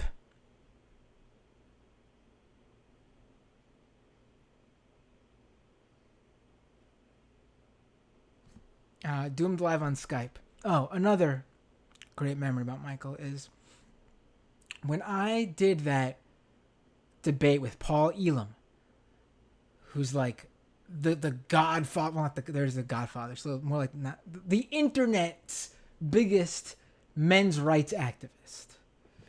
There's an actual like godfather of men's rights activism, the guy who kicked it all off. So I don't want to mistitle him. But Paul Elam was like the biggest. Let me take this call because I don't want anyone to miss out, and I'll remember the story. I'll make a note of it. Hi. Hey, David. Is this David? Yeah, you can get. That's it. How you doing, buddy? Pretty good. Long time Majority Report fan. Ever since you started this show, I've been watching it. And sorry, my alarm's going off here. Don't worry anyway, about it. You know what? I tried to call. Can you hear me all right? Yeah, I hear you. Sound great. Yeah. Great. Okay. Anyway, I was trying to call in the Majority Report during the memorial, but I mean, it's almost impossible to get in unless you like call like really early. You'll never get in. So it's not like the old days when you and Michael hosted it. Right. I mean, I could just call whenever I felt like. Anyway, it's got crazy it's crazy how big that show has gotten. I mean, it's great, and I think clearly your helped a lot. Well, clearly I left at the wrong time, you know. Yeah, that was a pretty creative career decision there. I'm just joking. I like to give you crap because I miss you so much. I miss random wrestling and gaming anecdotes injected into politics. I mean, the show's really missing that. Like, I love that you would just go right into like this wrestling thing, and I would get it totally what you're talking about. Thank you. Maybe honestly one of the few. I mean, no one in that room did, but probably also one of the few listeners who did too. Yeah, well, so the thing that really, I mean, first off, when I heard the news on Monday, like I have never been this affected by like what I consider a celebrity death. Like, this really wrecked me. It wrecked me so bad I couldn't even function for like a day. I just. Right. And it's funny because you're describing your duties at Majority Report and the stuff you're doing. It's like, man, it's like I have exactly that job now, like with the soundboard and video editing, all that stuff, right? And production. And I had to thanks to COVID, I can basically work whenever I want, and I just had to. I had to stop working. I just couldn't get anything done, and I was just you know, I was just so and it was just I think what really upset me is that what you were like pointing out about how funny he was. Like, I think it was not just that he would do a voice; it was the fact that what made it hilarious to me is that he was doing the like having that voice say things that the real person would never say in a million years. Like that, it's like the complete opposite of what their actual personality is. Right. You know, started with right wing Mandela, and then like you know you got like kind of libertarian slash what I would call it. Well, he eventually morphed into what I call classical liberal Martin Luther King. Right. Like Do, basically a do you ripoff. remember? Do you remember when it was the buy gold Martin Luther King era? Yes, I remember. I remember it because I actually called in doing my own version of that character, Okay. and that was you guys would let us do. Like I did call in a few times. Not, I mean, I did a lot of serious calls too, but there's sometimes when I just wanted to have fun, and I would just kind of riff off the voices he was making and do my own version, and just watching Michael squirm in his chair and like, I mean, that made my day. Just seeing him like hysterically laugh and just totally lose it. Yeah. Like, and I know that they said this on the Majority Report show, like how you could just that guy had a laugh, and that's very unusual for comedians to have like a gut laugh like that. Yeah. You know, and he really just had this great laugh, and I yeah miss it so much, and yeah, I just it's just, I mean, I'm gonna miss that the most right now. Like, I mean, that's the most obvious thing. Obviously, him making me more aware of all the international politics movements. I mean, he's educated. I mean, you hear this in all the obituaries, like all the people who've said, like, I didn't know anything about, like, people are saying things like, I didn't know anything about Lula. I didn't know anything about Modi in India. You know, I didn't know any of this stuff before Michael Brooks. You know, Right. it's like, yeah, where do we get that voice now? Right. Right. No. I mean, the thing is too, like I have to say, like this isn't something that like Michael was like, I'm gonna carve out this as my niche. Like that wasn't the thought. Like obviously he did that, but the reason he was so good at it and carved out that niche was because he actually was really just naturally interested in it. Like it's not like he was like, I'm gonna take the foreign politics lane and that's gonna be my thing. Like I can tell you that's not. I mean, you could probably tell just from how passionate he was about it. He literally cared deeply about these things, and just I guess no one else did in this, in at least who had the talent that he did, or was in this industry of political talk radio, online or otherwise. And you know, he just was in a lane of his own, just because of who he was. And I like all the stuff I'm learning about him now that I didn't really realize about him. Like one of the things that he didn't really talk about a lot, but it was very important, was the spiritual element of his worldview. His like, you know, the meditation and, you know, like my girlfriend. I'm actually, you know, kind of working for a church right now. That's where I have the production values, and so, you know, my girlfriend was pointing out like, oh, you know, everything you're describing to me sounds like. You know, like he was really into the like the spiritual stuff, like the spiritual side of things, like and letting that inform his politics. And if you look at a lot of the best leaders, like, you know, going back to Martin Luther King, I mean, you had that element of, you know, like a deep moral foundation, like, and just going into this just to show how much I've changed. I mean, I was kind of in college, I was a very hardcore atheist. And basically, what made me not want to associate was people like Sam Harris and Richard Dawkins and all these. Just learning that all those people were just complete jerks. Yeah. Uh, and you helped with that too. I mean, you helped expose all these people. You know, like when you would do your bits on Majority Report, and I'm kind of reminiscing a little I bit know. because I hear you, man. Like you know, when you're thinking about Michael, it's making me think about like, you know, when you did Majority Report and when you did like things like we're talking about, like, and they gave you credit for this like years later, that you were like paying attention to Gamergate. You were paying attention to this stuff that like both Sam and Michael were like, oh, why do you want to waste time talking about? It's just a bunch of nerds and I remember specifically the first episode where I ran it down, and Michael was just like openly mocking it on air. And I think it was one of the few times where I was getting a little bit actually angry at him. And I was like, dude, you're not getting it. You're missing the bit. And it's one of the Michael got this was like his everyone's got a blind spot. And this was like Michael's one blind spot where he just didn't see the big deal in it. And I gotta say there was no one who gave me credit for it more than Michael. He went out of his way every single time when it became clear years down the road how important that moment was for what became even the friggin' Trump era. He always gave me the props. He always said we all got it wrong, and Matt was covering it on the show when no one else was giving him the time of day. And it meant a lot to me for him to do that, because he was always on top of everything. He knew he was a smart guy, but just this one thing he just didn't. Just like we didn't say the international stuff like he saw it.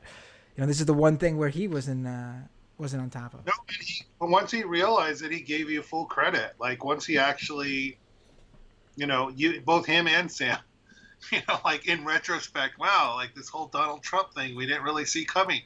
And it seems like it's not exaggerated. It kind of seems like part of it grew out of Gamergate. Like part of it is just this. It'll always amaze me that the thing that really helped that show blow up. I mean, obviously it was getting really big on its own, but there was like a moment where it just got kicked into overdrive. Was when Mike Cernovich got Sam fired from MSNBC. Yeah. And this was the fucking guy I put on the map. I wasn't out to promote him, but this guy was trying to make his name for himself online at the time, and no one covered him. There was no articles about Mike Cernovich. And then I came along and I saw his shit and I covered what he was trying to do. And then all of a sudden, I'm pretty sure I wrote the first thing about him. And all of a sudden, you have this guy being an influential fucking right-winger online, getting documentaries on Amazon, his crazy right-wing documentaries on Amazon Prime, and he's getting Sam Cedar fired from MSNBC. I was like, I sort of felt like, I've created, what have I done? Like, what did I do? Oh, no, really, yeah, I kind of will go back to, I always go back to that debate you had with Paul Elam. Like that kind of humiliation was like, I don't think he was ready for that. I mean, even if you're on his side, I don't think he was ready for where you were going with that. I'm glad you brought it up because I was going to talk about it. I was incredibly nervous for that, and you could probably tell watching it because I can't even go back and watch it. I know I had a few good moments, and even in my good moments, I remember stuttering over exactly how I wanted to deliver them. But I guess they still landed, but whatever. But it didn't go exactly how I wanted it to, but I still think I clearly won that debate. But I was very nervous about doing it because I didn't know how it was going to go. I didn't know how. I mean, I saw his previous debates, but I didn't know how good I was going to be. Michael, I don't know if anyone knows this, but Michael stayed in the office that day with me, and I was sitting in Sam's chair to do it after Sam had already left. He had to do the Ring of Fire or something. He had to do another show or whatever, and I was doing it later in the evening. And I went in Sam's chair to do the show. To do the debate with Paul Elam. And Michael stayed, and he sat there, and he got on a Google chat with me, and he had whatever he had open in front of his computer whenever Paul Elam referenced something, and he was like, if he drops anything that you need a reference for, if you need like some stats or anything for, I got you. I'm gonna send it over to you over Google Chat. And he stayed. He was there for the moral support. I don't think we ever got to the point where Paul Elam threw anything at me that I couldn't handle. He was a terrible debater. But the point of my telling this story is that Michael stayed in that office when there was no reason for him to stay, well after the show was over, to help me out and do that. And that's who Michael was. And I'm happy you brought that up because I wanted to tell that story. That's great. I mean, yeah, I mean, just like I'll kind of wrap this up, but basically, I'll just say with Michael Brooks, I always appreciated that. Like I said, I just love that he gave me the time of day when I called in, and I talked to him many times over the phone on Majority Report. Um, he just I mean, it meant a lot to me that one, he would laugh, and two, um, that he seemed to actually be listening to what I was saying. Like, he actually seemed to care. Like, it just, like, I know I saw Chris Lepaco made a video, like, right after it happened, and he was basically saying the same thing. So he didn't have to give me the time of day, but he did. And I kind of agree with that sentiment, because, I mean, I'm nobody. I'm not like a radio broadcast. I'm not even like a second tier YouTuber. Like, you know what I mean? It's like I'm like a nobody. He's giving me just as much importance as anybody else, and that was what was great about that program. And I love this show too. I mean, I basically, I was so excited when you announced your podcast. So, oh man, I just can't wait to hear from. I really miss Matt Bender, a lot. Just love it. Anyway, oh, by the way, one last thing. Yeah. Just want to. Your kid is adorable. Looks like a mini me version of you. Thank you. And you should consider leasing his out of services for Majority Reporter. I'm just kidding. I'm just joking. Thanks for calling in, man. Really appreciate it. Feel free to call anytime. Oh, I will. Okay, thank you. Have a good one. Take care. All right, so there was a bunch of people trying to call in. Again, do call back. I'm accepting your YouTube, not your YouTube, your Skype. I think I saw it. Well, let me get to the comments right away. Andy says, "Love you, Matt. Have been an MR fan since Air America. Got back in 2012. You and the crew got me through a lot. I appreciate it."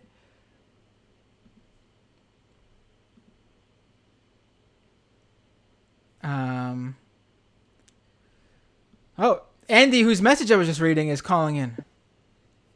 Yeah, you call back. Hello, you're on the air. YouTube. Hi, Michael. Matt. Yeah, Matt. Right. Ooh. Oh my God. Sorry. It's all good. That means that. Let me mute my thing. Okay. That means I'm the worst caller. Terrible. No, that means a lot that you confuse me with Michael. Yeah, you know what? I associate you with in my mind with Michael. I'll make it super quick. I'm such a fan. I listened to Sam way back in the day on Air America, and I got back in 2012, 2013, and it was a very different show. I was used to like hearing Sam and Janine, and I just it was like after the 2012 election, and I wanted to sort of get in and get good sources, and I remembered Sam. And all of a sudden there's like these young guys in the studio with Sam, and it was so different, and it was so nice to hear. And I got into like a ton of the clips of just the two of you. And that when you guys were on your own together, it became a different show in a great way, and it was this great perspective, and I kept listening the whole time, and I followed you, I followed Michael, I followed Sam, and it's a big loss. Yeah. Not to get weepy, but no, it's all good, man. I'm glad that you're still doing what you're doing. I'm glad that Michael's project will continue. And I do have one request. I just would love some dirt on what it was like in the studio during the Walter Block interviews. Oh, my God. Oh, Please. Jesus. Oh, my God. It was, honestly, I think we were so... there's stories that we things we talked about off air that we were like, yeah, maybe this isn't going to make it to the show.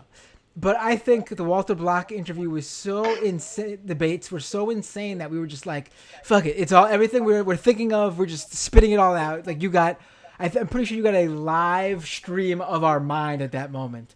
Yeah. But I remember specifically like the ridiculousness of him being like, oh, the Native Americans just didn't use their land properly. That's why it was liberty and freedom to take it away from them. Of course that was the second debate. But of course that first debate, It said where he was like, "Oh my God, I'm having a mental block. Not a Walter block. I'm having a mental block." But what what was it? Where he's like, whoa, whoa, whoa, whoa, whoa, whoa, whoa, whoa, whoa. You know, like, Yeah. This is my time now, Sam, isn't it? It was like, oh my God, we were just. I remember Michael on the, like, body completely back against this chair, laughing into the sky. Like, we just couldn't believe it. Like this guy was supposed to be like a libertarian intellectual, like one of their heroes, like one of their main talkers here. And apparently this is who they got. I mean, it was I implore anyone to look up Sam's interviews with Walter. They're debates. Sam's debates with Walter Block. They are out of this world. We were cracking up for his idea of a simpler new world. His libertarian justice system, where there would be like multiple judges looking into different things and like arguing amongst each other over. It was just so bizarre. It was like I can't even remember exactly what it was at this point because the other stuff was so insane. The thing we will always laugh at more than anything in the world is Sam, did you ever play chess? You know what? Someone put together a compilation of some of that funniest shit from that Walter Block. Like, not the funniest, but like a compilation of all of it, but like the literal funniest stuff. And I think I retweeted it. Let me play it. Cause let me. Do you have anything else to say? Cause I don't know if you could hear it. You know, you can let me go. I'm sure there's more people who want to call in. So thanks so much, Matt. I really appreciate it. Thank you for calling in.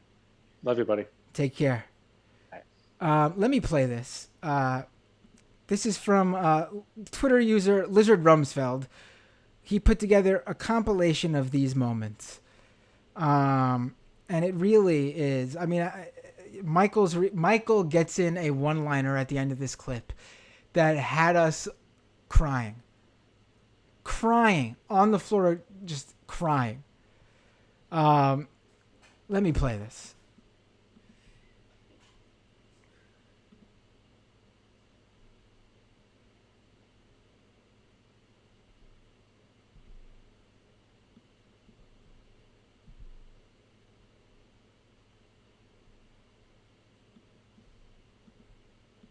And I say if we get rid of the minimum wage law, he will get $6, which is better than $0. And you keep going on about, well, it's very expensive in New York City. Yak, yak, yak. That's true.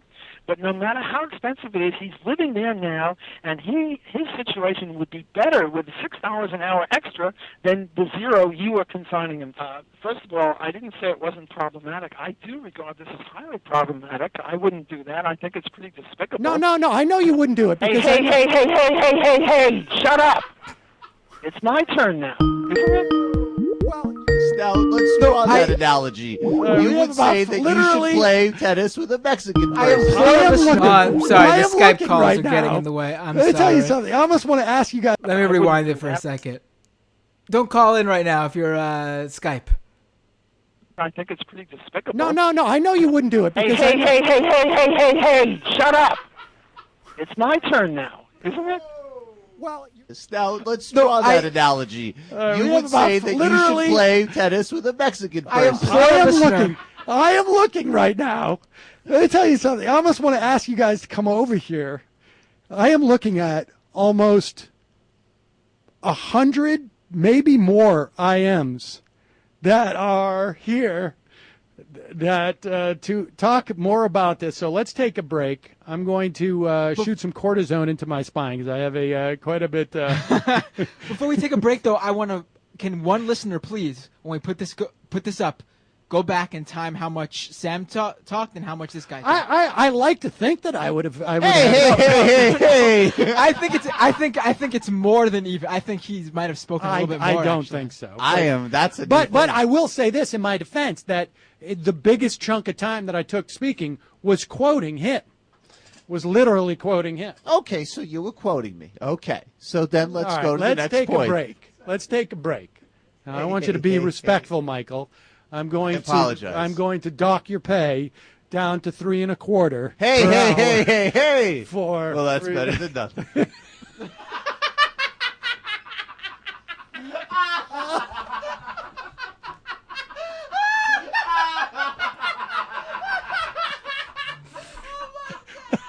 I think I just put myself into traction. Oh, God.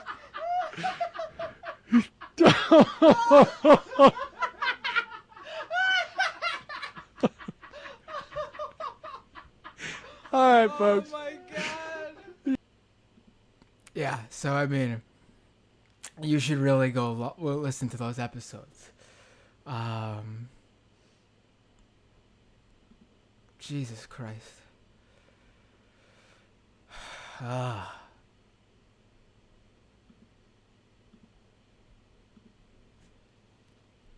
Too funny. Too funny. All right, callers who are trying to get into Skype, I'm sorry. Call back in right now. I will take your call. I had to play that. I just had to.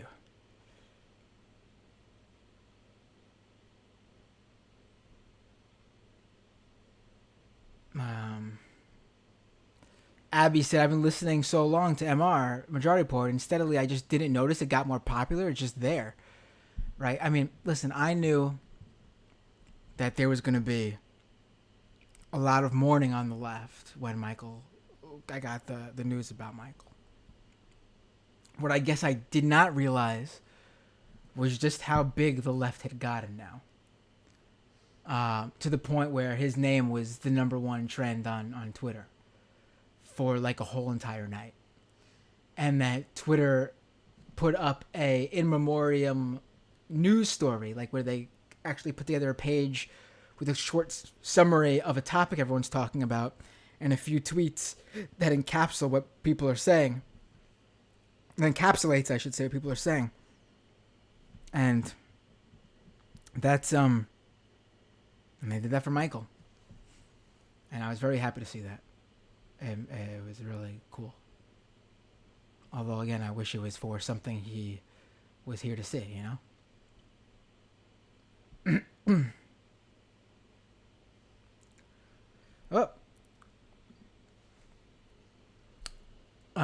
Hey, what's your name and where are you calling from? Hi, sorry, can you hear me? I can hear you perfectly. Hi, this is Mariana from Minneapolis. Hey, Mariana, thanks for calling. Hi, sorry, I'm kind of nervous. I haven't called anywhere in a while. Don't worry about it. You sound for the 2 seconds I've heard you, you sound great. Okay, so yeah, it's just, with Michael passing, I just have like a lot of memories because I started listening to Majority Report when I was like 16 or 15 or something. And I used to listen to your Matt and Michael Mondays while working out for cross country. So I remember just listening to like Gamergate episodes and stuff while training for runs. So that's like, it feels like very much a part of my, not childhood, but like adolescence, because I also have super bad anxiety. So like when people talk about, oh, podcasters kind of feel like friends, it was kind of like that. And so there's just a lot of like, I really appreciate that. So it's been 6 or 7 years, and there's so many memories where I can't really go obviously through them all, but even, you know, years later after that, like in high school, I remember, this is so weird, but I was just like, I don't know, weird. So in 2016, like 2018, sometimes I'd message Michael just like random political stuff. I don't know. It wasn't even like, oh, this is an important news story. I guess I was just bored. But the weird thing is, I don't know if this is good or bad, but I appreciate it now, is like he'd actually reply and be like, oh, that's funny, blah, blah, blah. Don't know if it actually was, but it's just like the small things, how people will give you the time of day when, it's just very meaningful, especially when I like do not really have friends. So I just feel like that's really indicative of the type of person he was. And it's just so weird to look back on because I'm like, I don't know what I was doing, but it's just like a very sweet memory. And even when I was having really bad anxiety, sometimes I would just message people because I didn't really have many friends, and I was in the hospital for like a panic attack and stuff, and he was like asking if I was okay like more than once, which what made me feel like someone actually cared. And I started panicking, and he's like, don't even think about it, just like find something to distract you and all of that, and like you're gonna be fine, we're gonna get through this and stuff. And like I said, that was just like the last message I ever sent him, which I got really busy with college and stuff, was like 2019. And I apologize because I was trying to call into MR for like local news story having to do with Somali migrants and stuff. Mm-hmm. And I was really frustrated because MR is so big. It used to be like, 600 call or viewers, and then it bounced up to like 7,000, so you can not get a call in that often.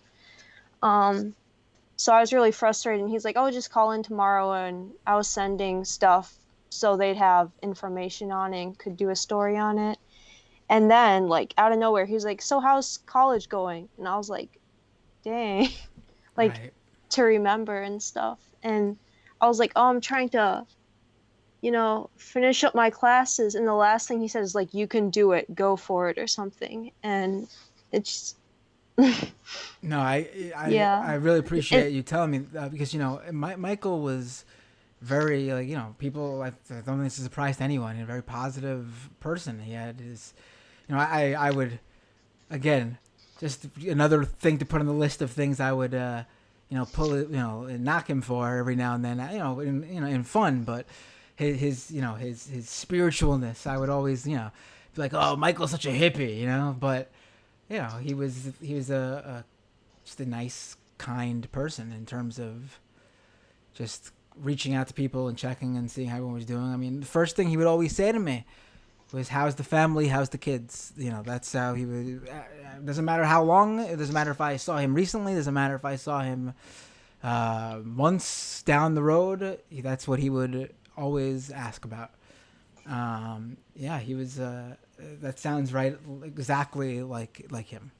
Yeah, and just I don't want to go on too long, but one more thing I also find like really inspiring is that the TMBS community, which is like active online on Discord and Twitter and stuff, like I feel like it really shows what type of person he is, like who he attracts. They're honestly like some of the nicest people I've ever met. And even with my horrible anxiety, I met some of them last year at a socialism conference, and like, you can really feel people genuinely care about each other, and like those are the sort of people who he was gathering for the movement, and it's awesome. So yeah, no, he was he put together a great show, and the good people flocked to it, and a lot of people from that show who didn't even know about Majority Report when I was on the show started listening to what I did, all because he basically referred them to it. So he put together from the actual show that he had power over to the people who came to his show. He put together a complete good product from bottom to top, from top to bottom, I should say. Yeah, well, thanks so much for taking my call. I love your show and all that. Oh, thank you. I really appreciate it. Thank you for calling in and sharing your memories and with him. And feel free to call in anytime, really. All right. Have a good night. Take care. You too. Bye. All right. If anyone else wants to call in, I'm keeping the lines open.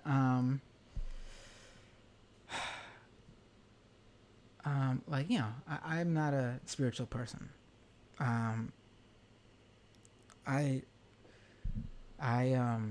you know, I've shared it actually in the majority report. How whenever there was a story about the Catholic Church, I would get very, you know, involved in my feelings about it because, I've told the story. It's for another day about that, but you know, yeah. So I like in like the previous caller said. Well, let me take this call.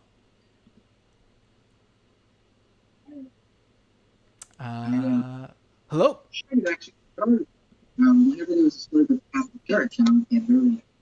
I think you gotta turn down your YouTube sound. You're on the. Sorry. Oh, no, don't worry about it.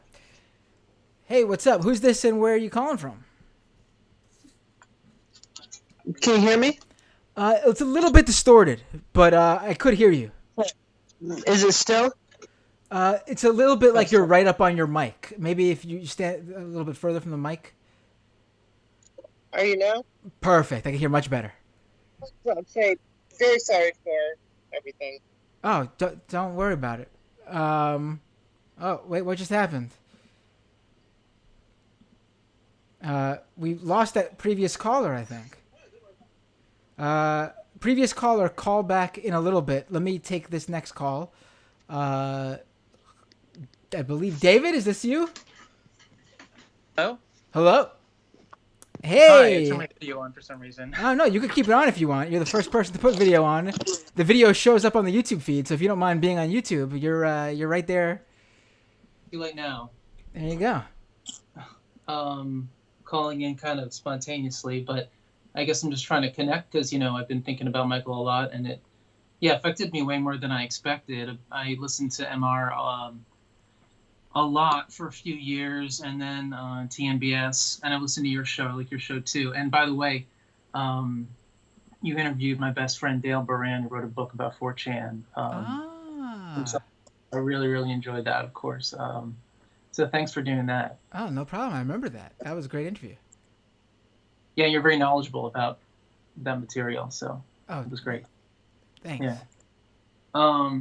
Yeah, I don't know, like I have so many thoughts about him, but yeah, I think of him as like the teacher, the star pupil, and the class clown all in one. Does that make sense? Like, yeah, no, you're absolutely, I mean, that's a great way to put who he was. I mean, he was, I mean, I don't have to explain your analogy. It's spot on. Yeah, I'm really grateful how many people he introduced me to.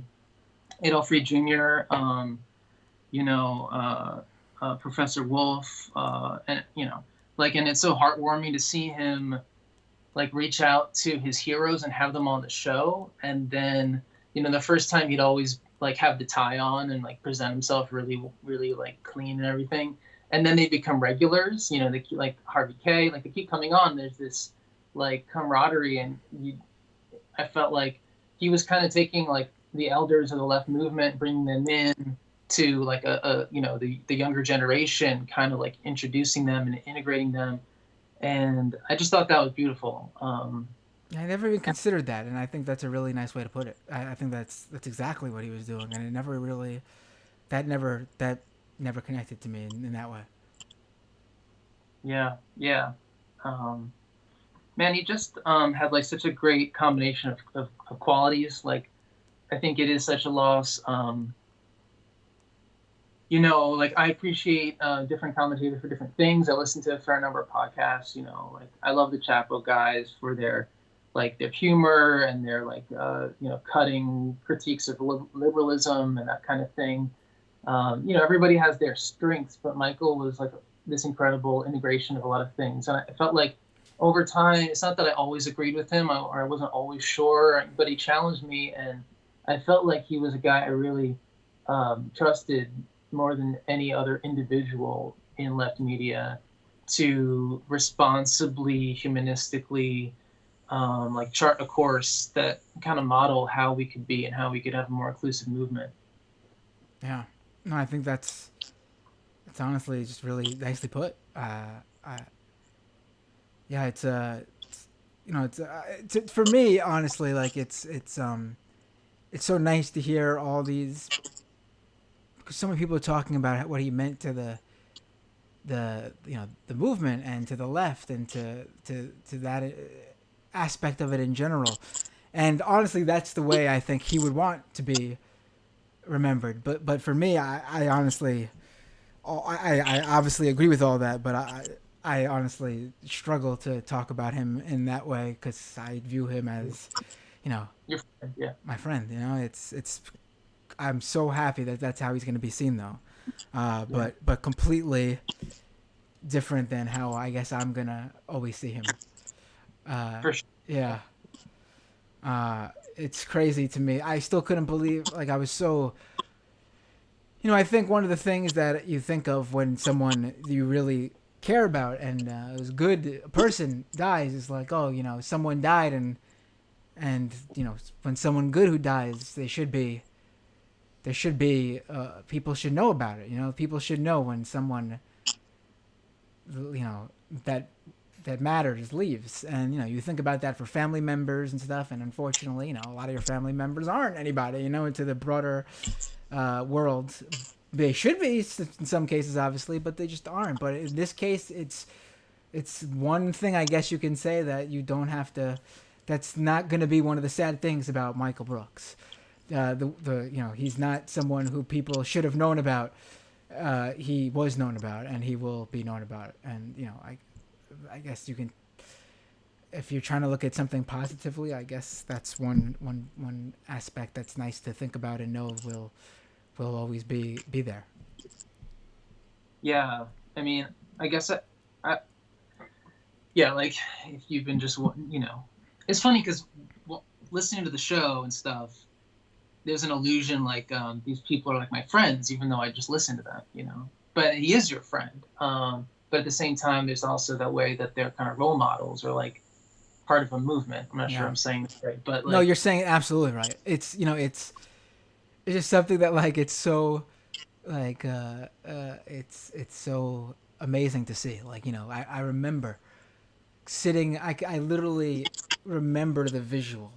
I feel the desk in that old decrepit office in Manhattan of when I first met Michael Brooks. I remember exactly how I thought and what the room looked like and what I thought of him and what he was, it's just crazy to see how much has changed in just 8 years. Yeah, man, that's lucky. That's a lucky thing to have. Yeah.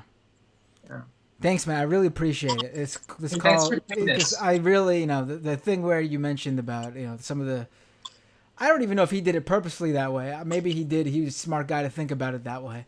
But your way of putting why he had certain people on, and I think that's a great way to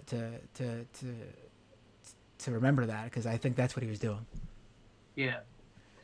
All right. Yeah, what you do makes a big difference. So, keep it up, man. Thanks a lot. Take care. Have a great night. All right. You too. Oh. Abby, I think I'm back with you on the phone. Are you there? Hello? Hello? I hear you. Is it still? I don't know how Skype works. Sorry. No, I hear you now. You're so perfect. Don't change a thing. I heard you. Well, I know Abby's in the YouTube chat. Now, Abby, if you don't want to call back in, feel free to leave your comment in the chat, and I will make sure I read your comment because you're trying to call in.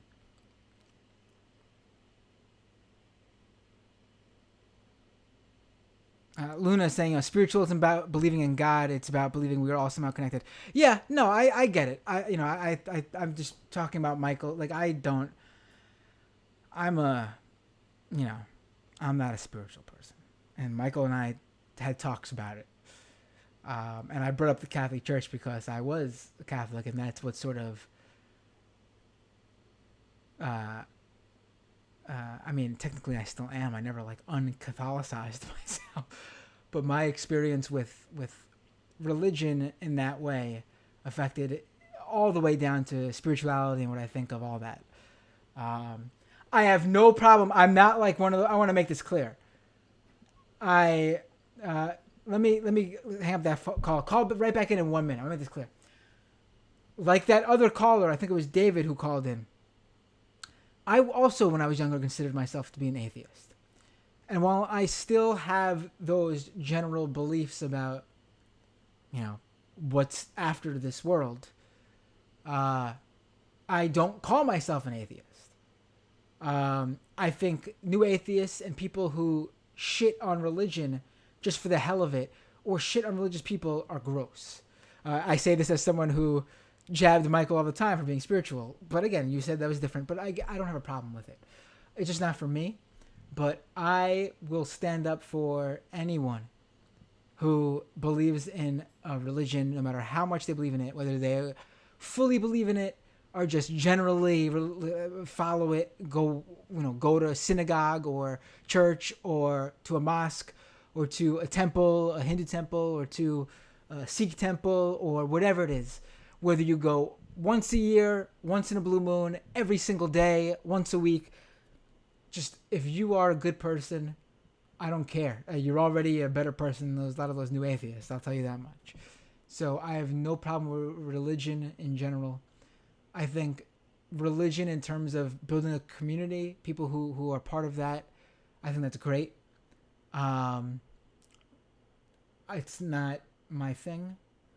But I've worked on campaigns and stuff. I've been to mosques and churches, and I think they're beautiful when good people get together and do these things. I think it's great. It's beautiful.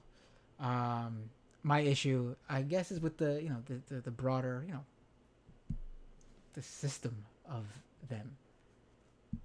You know what I mean? And that's another conversation, though.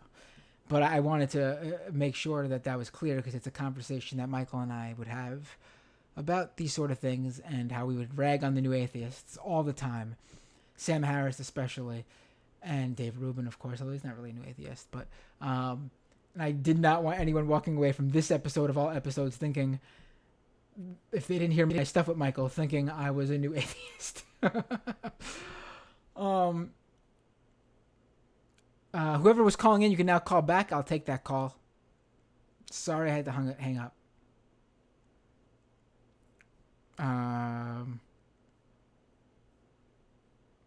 Andy with another super chat. Thank you, buddy. But really, you don't have to for this episode. Any other episode, I'd beg you for one. But Michael is the greatest example of we were lucky to have known him. Thank you, Matt.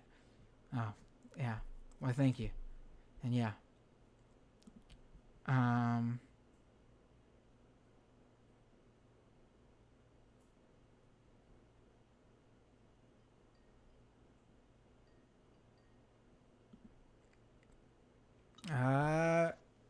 Who's calling here? It's me, Renee. Hey, Renee. How you doing? Okay. In shock, as most people. I found out through Chris Lopaco. Right. Yeah, I'm just calling here for you and about the spiritual thing.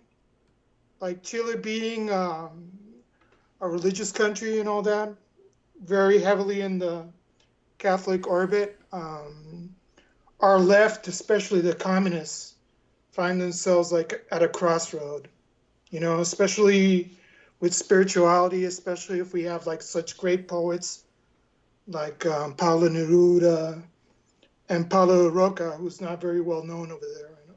Of course, Gabriela Mistral, who wasn't a communist, but left-leaning and a lesbian before it was fashionable or anything like that. But yeah, I mean, like the communists here have like their rituals.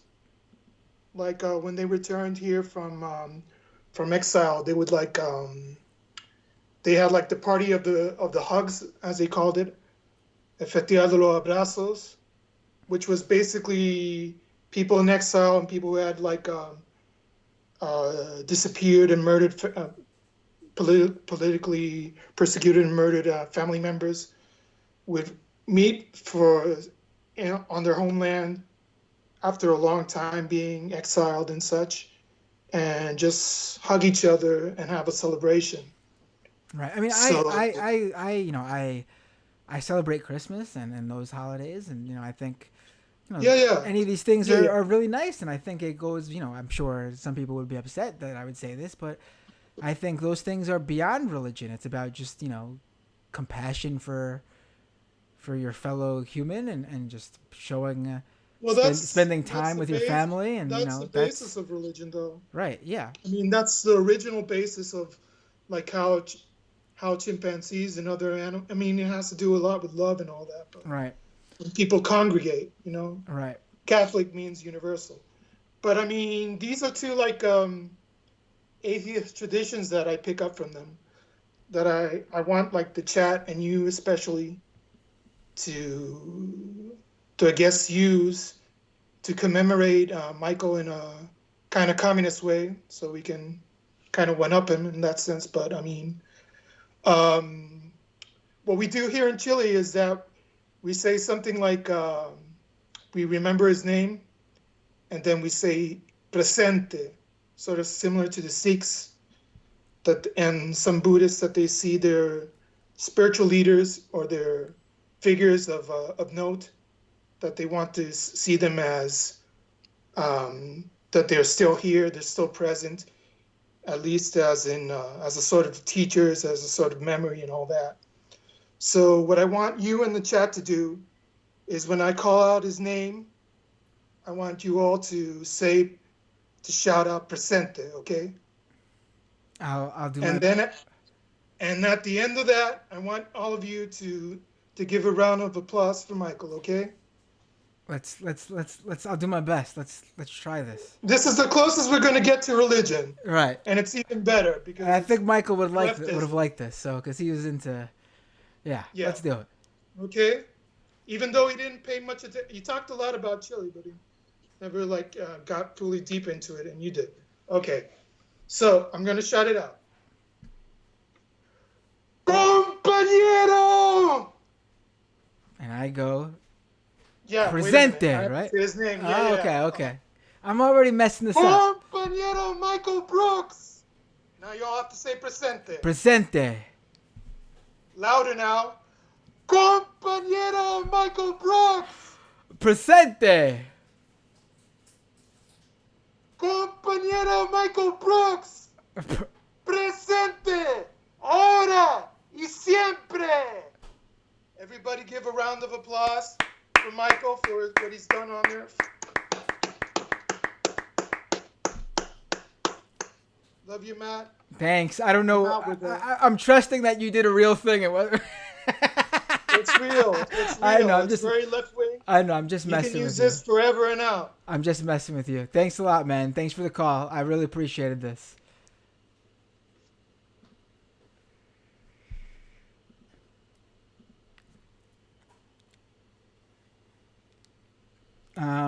Yeah, I like that. But I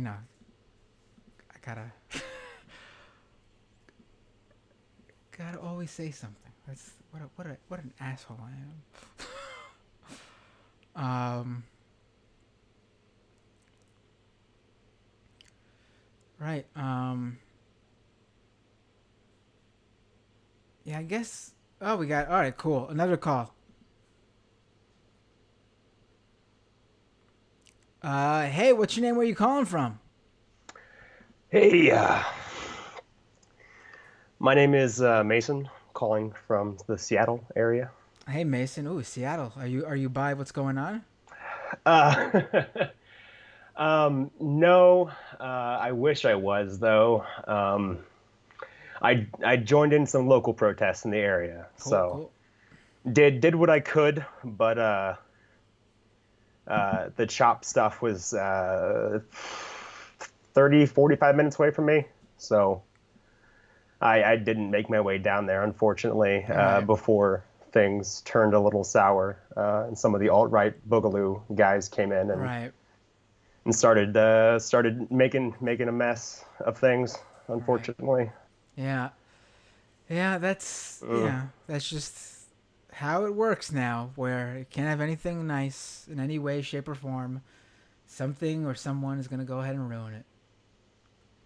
Well, the funny thing is that it was a rather peaceful thing up until that point. I had followed it rather closely on like the subreddits and Twitter and stuff, and obviously living close, like I have people and I know people that go to such things, and it was good. Yeah.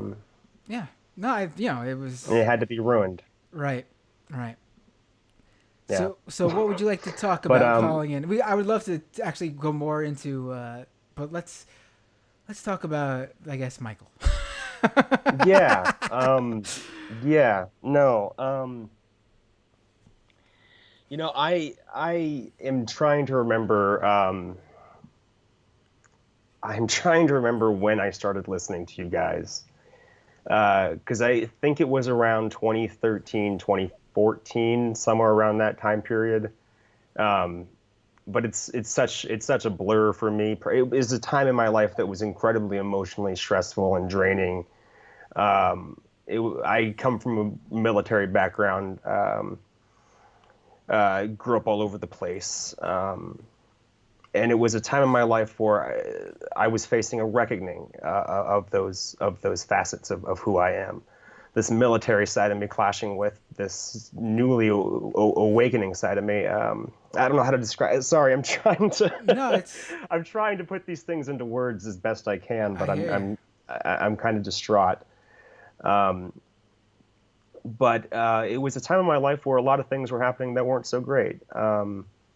My father tried to commit suicide on an aircraft carrier, and things went downhill from there. And that's right around the time that I found you guys. And it's such a good thing that I did, because, you see a lot of those young people that face some kind of adversity of some kind, especially young white people, young white men in particular, that get fed off into extremist organizations online and get propagated through these different systems and inculcated into these different belief systems. That is kind of the origin story for so many of these online, especially the some of the more vocal among them.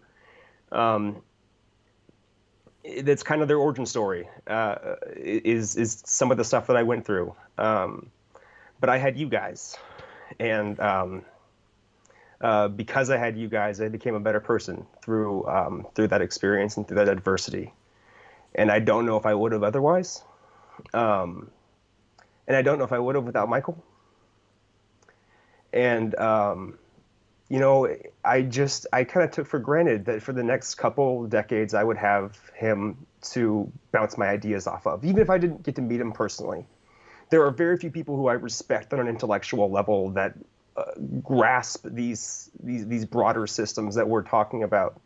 It's such a fine. Like I could talk in a decent detail about the U.S. political system, but Michael could sit there and one day you're talking about Bolivia, and the other day you're talking about Brazil, and the next day you're talking about Guatemala. No one in the English leftist media had a command of internationalism to the degree that Michael did. And his voice is going to be missed in that respect. Yeah, no, for sure, and I really appreciate you saying that. I haven't read Michael's book yet. It's not something I'm going to say that I regret, like some people probably feel, because to be quite frank, I'm not a big book reader, so it's not personal to Michael. I just don't read books that much. I consume things through articles and a lot of my reading is online, and it's hard. I'm not saying I've never read a book or I don't read books in the present, but I don't read books. Yeah. So I'm not gonna say I regret it because but when Michael, this is another thing I'm glad you mentioned because I'm gonna get into it. I don't know if people know this. I'm being brutally honest here. I got to see Michael's writing when he was working for the Majority Report. And let me tell you, I've never seen someone who he clearly obviously got better. God, he had a published book. I've never seen someone who was worse at grammar. Dude, it was the worst. I don't even mean and I'm not even one of those people who's I'm a writer because I'm currently actually I work full time I'm reporting as a writer for Mashable, but writing isn't actually my preferred medium. I much prefer this, I totally actually just look at all this as storytelling and writing, video, audio. That's just all a medium to me. I'm not a writer. I'm not a video. I like to tell stories, whether it's and this is telling the news is storytelling, and Michael and me and Sam would another thing we'd prod him about was just always misspelling things, just punctuations all over the place where they didn't belong, where no one would ever place a punctuation. And I mean, look what he did, man. He just like I said, he was just always fucking working at it and making the connections and getting better at what he was doing. And he got a book published, and everything I see about it, even before his passing, has been fantastic. And I have read, a summary of it because I from people who have written about it, and honestly, I know what the book's about because we've discussed it. I actually, this is something that I hate that it worked out this way, but I had actually reached out to Matt Leck this past weekend to come on the show to talk about his feud with the Weinsteins. And my intention was to have Matt come on to talk about that because it was very timely, and to ask Michael to come on the following week to finally talk about his book. If coronavirus didn't happen, I probably would have asked Michael to come on the weeks after it came out, but I was doing shows about coronavirus. Michael was obviously doing other things. I never even thought about it, actually. If the world hadn't changed, I probably would have been I'm going to get Michael on to talk his book right away. But instead of having all these other shows and everything, it didn't even cross my mind to have him on for it until I saw all this IDW stuff come back up with the feuds they were doing over the past few weeks. And then when Matt Leck had that huge thing with the Weinsteins, I was like, this is great. I'm going to get Matt Leck on. That's going to be show number 1 for this week. That's the show you should be listening to right now. And then next week's show was supposed to be, I don't know if he would have been available, but in the coming weeks, you would have had me and Michael on this show talking about his book. Again, I'm not going to say, what can you do? I never would have thought in a million years is where we would be, so I can't say I regret wasting that time or whatever. I don't know. Who could have known? You can't live in the should-haves and would-haves because you'll drive yourself crazy and jump off a bridge. Right. But the reason I bring this up is because his book talks about that as a major thing where the left has to realize that someone like a Jordan Peterson with their self-help shit has taken a lane that the left has ignored, and that there's a lot of young men out there who are lost at different points in their life, and these grifters and these opportunists see them as a way to push their ideology and also as a way for them to make a buck. And the left should see these people, and the left this entire socio-political class that up until this point in American history has really been able to thrive.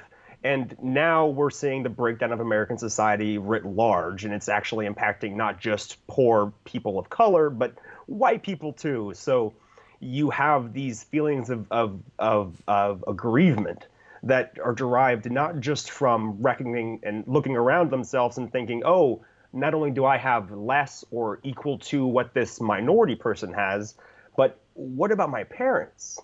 What about my grandparents? Right. They built this country. They went to war for this country. That's their thought process. And I mean, I understand it. I have family in the military going back generations. So there's a certain warmth of that mindset. I mean, it's obviously a pretty little lie that we've told ourselves for generations, us being white people, because really things in this country have never been great for anyone besides white people. And even then, it's really only white landowning men that have a certain percentage of income. So, I mean, the entire thing is a facade and a lie anyway. But those feelings of alienation are true and real, and they exist, and they're pervasive in our society. And sure, they exist among young white men, and that is a larger cohort than a lot of other cohorts just by virtue of how demographics work. But that alienation is real amongst society writ large. I mean, how can you look around and not see that? Right. No, absolutely right. I mean, it's something that Michael and I both took different. It's interesting because we both took very different angles on it. I mean, we both love to dunk on the right, but I sort of, looked at, and they're both correct angles. Michael talked a lot about how the left needed to do more to stop it from happening, and I spoke about my focus was how to get people out once they fell in. Like a lot of what I talk about on this show is, once someone falls down that rabbit hole and believes these things, and the people who have thrown their beliefs on them to convince them that this is what they were looking for, this white supremacy or whatever it is that they fall into. I say that we need to get them out. So it's the same concept that me and Michael both talked about.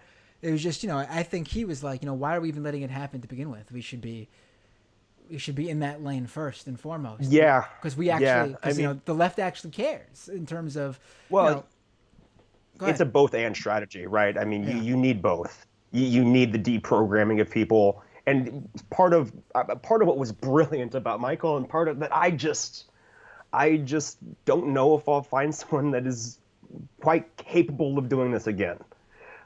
Was the way he infused his characters with biting commentary. Oh yeah, because that plus his knockdown of libertarians, the way he could synthesize all of that different information was brilliant. I mean, it is what got through to thousands and thousands of people that I know had similar sentiments that I did all those years ago. I was a young 18, 19-year-old libertarian economics major. I was a picture boy for some of the stuff you. Did you ever call into the show? Do you happen to be one of the libertarians we once debated? No. That would have been great. Actually, I would love to. Yeah, no, that would have been funny. That would have been funny, but no, unfortunately not.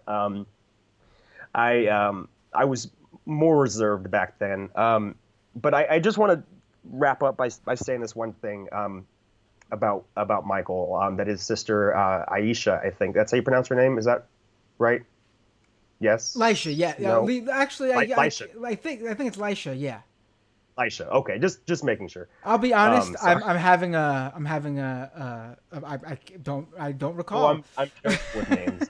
So, I'm really bad. The funny thing is, I actually. I don't mean to get you in trouble. I'm glad you brought that up actually, because I want to say, Michael, and she knows this. She said it on the show. She talked about how close they were. I reached out to her, because I was just like, he literally, talked about you all the time. I mean, I have 3 siblings, and I love them dearly, but he talked about, they were for people who lived on opposite sides of the country. It's amazing how close they were and spoke as much as they did, and it's something to, really wow, they really had a relationship that. A sibling relationship. I hope my kids, my son and daughter have that relationship, because it was. They only after they fight an incredible amount and drive you crazy to the point you want to throw them both off a cliff or something. Yeah. They're gonna drag. I actually don't know if that ever happened with the two of them. They really.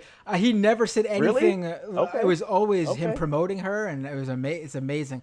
and they look so much alike. On my experiences of a brother wanting to kill him repeatedly, but I love him now. They look so much alike that when I saw her on the Majority Report and then on TMBS after, I was like, holy shit! I was like, I know that's how she looked, and I remember telling him like, wow, you guys look a lot alike. Like siblings look alike, but you guys look really alike. Like you guys are definitely siblings.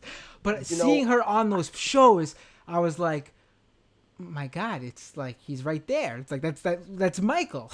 It was amazing nothing to about see. her background or her at all. Really, I like to let people keep their personal lives personal. You know what I mean? Like I purposely don't go digging into people's stuff because like that seems really unethical to me. But so I don't really know anything about her.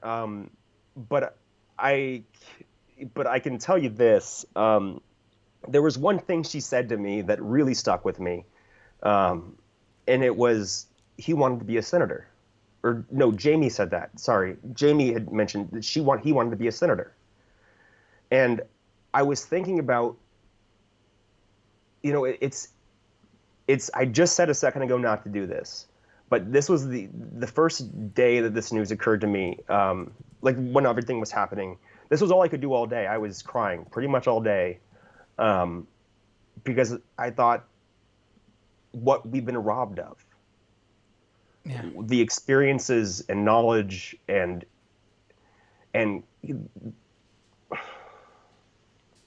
I knew that I wouldn't always agree with Michael, but I knew that he would have a damn good reason for believing what he did, and he would challenge me to make my ideas better. And I just feel that we've been stolen decades of that synthesis, that combination of ideas and yeah. Yeah, Sam said it so well about how he thought Michael was 10 years off from being, right. Yes. And Michael never. Those two lines, the 10 years off and the senator line, I was bawling like a little baby. I actually did not know the senator thing. Michael never talked to me about that. That must have been something that came up, when they were in the office or something. He never. I didn't get to the Jamie part of the show yet. Like I said, I had to take a break, and then when I'm like, I think like 2.5 hours into it, which I don't know when Jamie comes up, but I didn't get to her yet.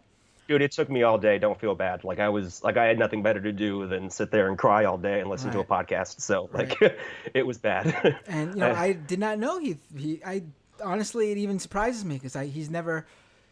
I mean, you might be thinking that's odd. That would surprise me, but some people feel like the better work is done from the outside, and I always took Michael from what we spoke about to be one of those people who thought that. I'll give you this gem from Jamie, not me, obviously. But Jamie had said he wanted to be the Lula of America.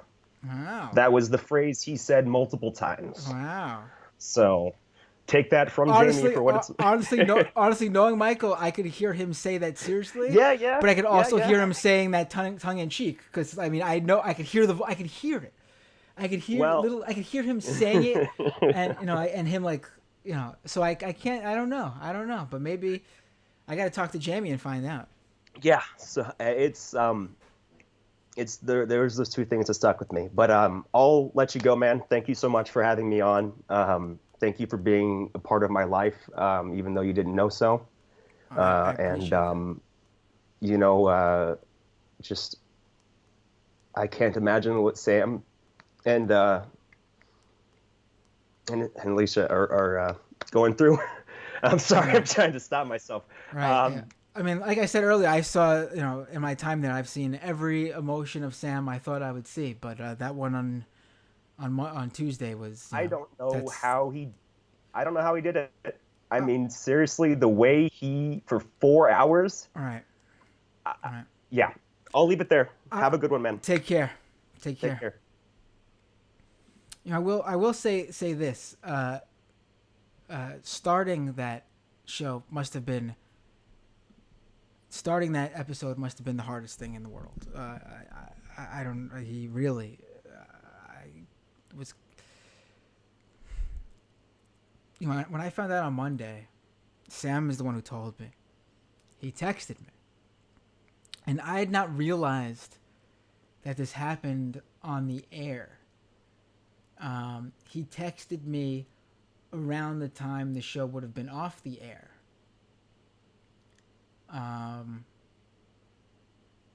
And I sort of just, you know, I broke down, and I don't really do that for people who aren't my family. So it was, I've also been very lucky in terms of, like, you know, not experiencing any, like, I've had grandparents, not anyone, you know, pass away, but not, you know, that this one is very lucky that no one has gone before you would say they've lived a full life or lived a life worth, you know. But 36 years old, you know, and I was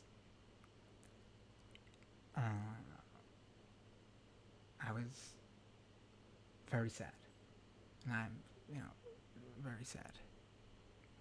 So I, you know, I was just sort of just numb, looking at a wall for like an hour, and I wasn't feeling good.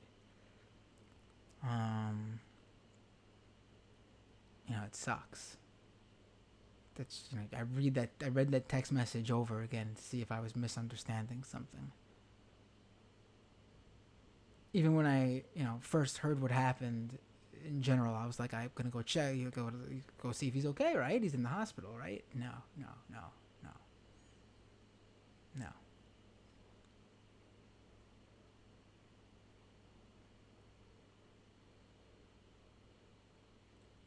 I was shocked at that I was able to do that show on Tuesday, and then I really, you know, I would have never booked this episode on Tuesday. I would have never done this live stream on Tuesday night. Because, and people who listen to the show know this because I bring it up.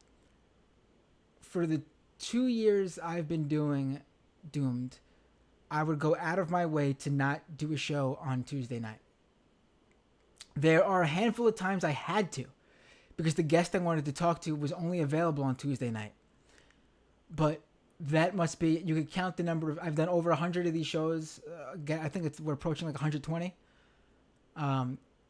You could count them on less than one hand, I would say, the number of shows I did on Tuesday. And that's because I went out of my way every time to not book a show that would have a chance of running up against TMBS. I mean, obviously, there was a reason to not do it because the show had a crossover audience, and I didn't want people to have to, you know, miss my show, obviously, or if they so chose, the two people maybe who left Michael's, miss Michael's. But Michael had Tuesday night, and I wasn't gonna. I went out of my way to make sure if I could book a show any other night, Wednesday, Thursday, Friday, Saturday, Sunday, Monday, I would do it. And I think there's only a handful of shows that were on Tuesday. And even then, I made sure to try to book them after his show would have been off the air. So, you know, and then yesterday I was like, should I do this episode? I pushed it back. So I was just like, today I was like, I can't plan this one. I got to just do it. Because honestly, once I'm doing it, just like once I was talking with Sam on Tuesday, this is very nice to talk about Michael and what we, you know, it was fun times. I honestly think, and look at this show, it's going to 3 hours now. I think Sam went 4 hours because I wanted to do all that stuff. He wanted to talk to everybody, get everyone's words in. But I also think, like, you know, you don't, you know, the further you get away from him being here, the further, the weirder it feels, I guess, you know. I don't know. That's just how I feel. But I will say this, and, you know, this, I was thinking what to title this show, and I just titled it For Michael Brooks. Because this is a show for him. But the idea that this is just like the Michael Brooks Memorial Show, or anyone who put out nice things about Michael, that beautiful Majority Report episode on Tuesday. I know Nomiki put out I think she actually did 2 live streams. There's been ton of, I know Pac-Man had one, Kyle Kalinske had one. The videos for Michael are just coming in, and I don't want to feel like those are just memorial. Like that's it. That's the memorial show for Michael. When the show ends, the memorial ends, because it doesn't. Like I said, every single episode of this show, I said 120 shows almost. Maybe I forgot once or twice. 100 of these shows has a discussion that brings up the Majority Report, Sam Cedar, and Michael Brooks. It will continue to be that way. Honestly, the weirdest thing to me will be talking about Michael as if he's, like that, and not being able to, have him on, and that'll be. But it'll continue to be, we will continue to have that happen because, and I think every show feels that way. Andy with another super chat with his Canadian dollars. He says, "Thanks, Matt. Thanks, Andy." Zoe, very funny. Andy is straight up conning you. He's just sending Canadian dollars, not actual dollars.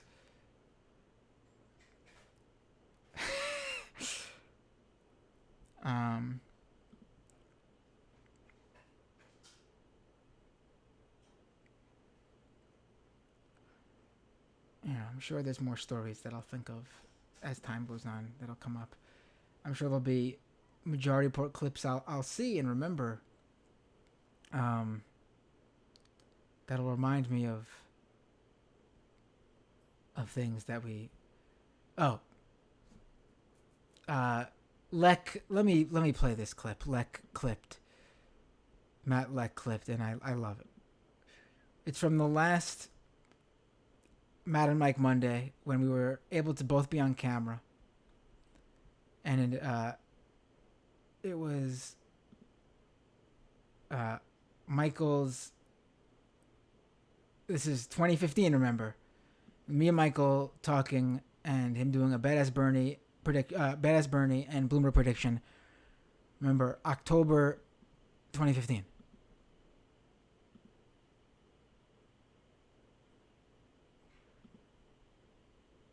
So I think Joe Biden, Bernie Sanders here. Let me just tell you right now. You do a better Bernie. Go ahead. Dude. Do it. That was bad. Go ahead. Matt, part of the revolutionary movement is people recognizing their strengths. Give me like a Joe, if you so dare, is take away from my big night. Joe, you can get into the race. You can talk. You're a cute, adorable old man. But let me be clear. Whoa, to quote your boss, and I do emphasize your boss, if anybody steps on my Social Security diatribes, have you seen Narcos on Netflix? Did you see the way Pablo Escobar handled people? Now, I don't respect Pablo Escobar's commitment to capitalism, but I do respect some of his methods from a guerrilla warfare point of view. Yes. And if I need to, I will go ISIS and Pablo at you at the same time if you interfere with my explaining that the Medicare Trust Fund is solvent for another 20 years. Am I clear? All right. Now, no eye contact. I like you, Joe. You're a nice guy. Oh, you're a charming guy. You're a fun guy. It'd be a shame if something happened to you. Badass Bernie. I love it. That's fun, man. It's fun. Obviously, if we were just scripting all of this, it would be Bernie and Donald Trump. That would be the ultimate. Yes, I told you the other day. I was like, in my ideal scenario, my perfect world, the general election is between Donald Trump and Bernie Sanders. Oh, definitely. It'd be so great. What would also be great about that, too, is that I think what would happen is that you would get then someone like a Bloomberg type would run because the kind of like plutocrat establishment would be so freaked out by the choices. And literally anyone not in the Northeast and the West Coast will be like so baffled as to which New Yorker to have to vote for. Which obnoxious New Yorker.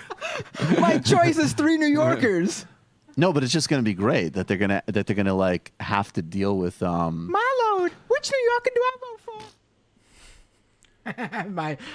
my terrible. I remember we had like a Southern Belle character, which I obviously was horrible at doing.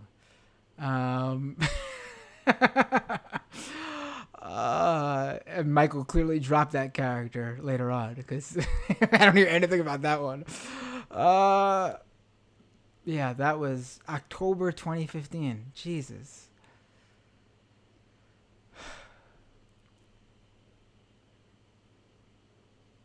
Yeah. I wish I could go back and grab these. I'm glad people have been doing it for me because I don't think I could handle going back in the archives right now and pulling these. One day.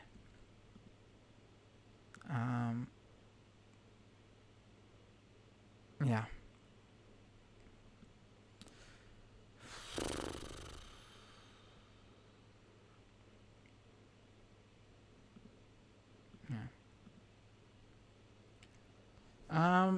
Oh, yeah, I want to say this because I think I don't want, we discussed how Michael could have been a stand-up. Someone was discussing earlier that, there's some stand-up in his bio. Michael, before he came to Majority Report, he was like, was running like an arts nonprofit up in Massachusetts. He wrote a book about Buddhism, I believe, the Buddhist Playbook or something like that. He was like, just on the side doing like some stand-up for fun, I believe. When I say he could have been a stand-up, I mean he could have been a professional stand-up. I mean, I did some like UCB improv, but I wouldn't consider myself because I just did that on the side as like a fun thing to do. But speaking of Michael being funny, I think, the thing, and people have brought this up, but I want to really, we hear all the time of these edgy comedians. These edgy comedians talk about how, they can't go on college campuses anymore and be edgy. People, they're all snowflakes now. Cancel culture run amok. I'll get canceled if I say certain things. Millennials are too, weak, and Gen Z is just like them. And, from Jerry Seinfeld to all these other, well-known comedians to those conservative, like, what's his face? The guy who used to be with Jimmy Kimmel on The Man Show. Look at Michael's comedy with these characters. Can you think anything edgier than this guy taking Nelson Mandela, doing a perfect impression of him, but making him a far right-winger? And the things he would say is right-wing Mandela. I'm going to pull it up. This is... I have it somewhere. I know I do. Give me a second here.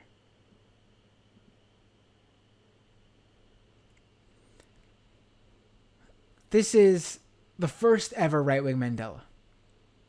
I was there for it. I remember it happening, and like I can feel being there. I can see being there, exactly how it was.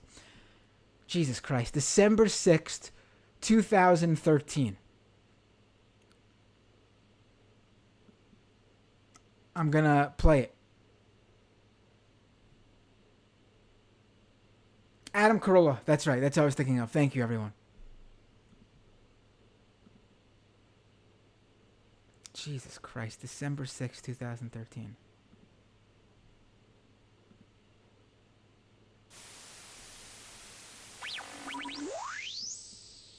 We should definitely make sure we get to this Bill O'Reilly and Rick Santorum sound. Oh yeah, all right. Let's play this now. I mean, this is stunning. I mean, right.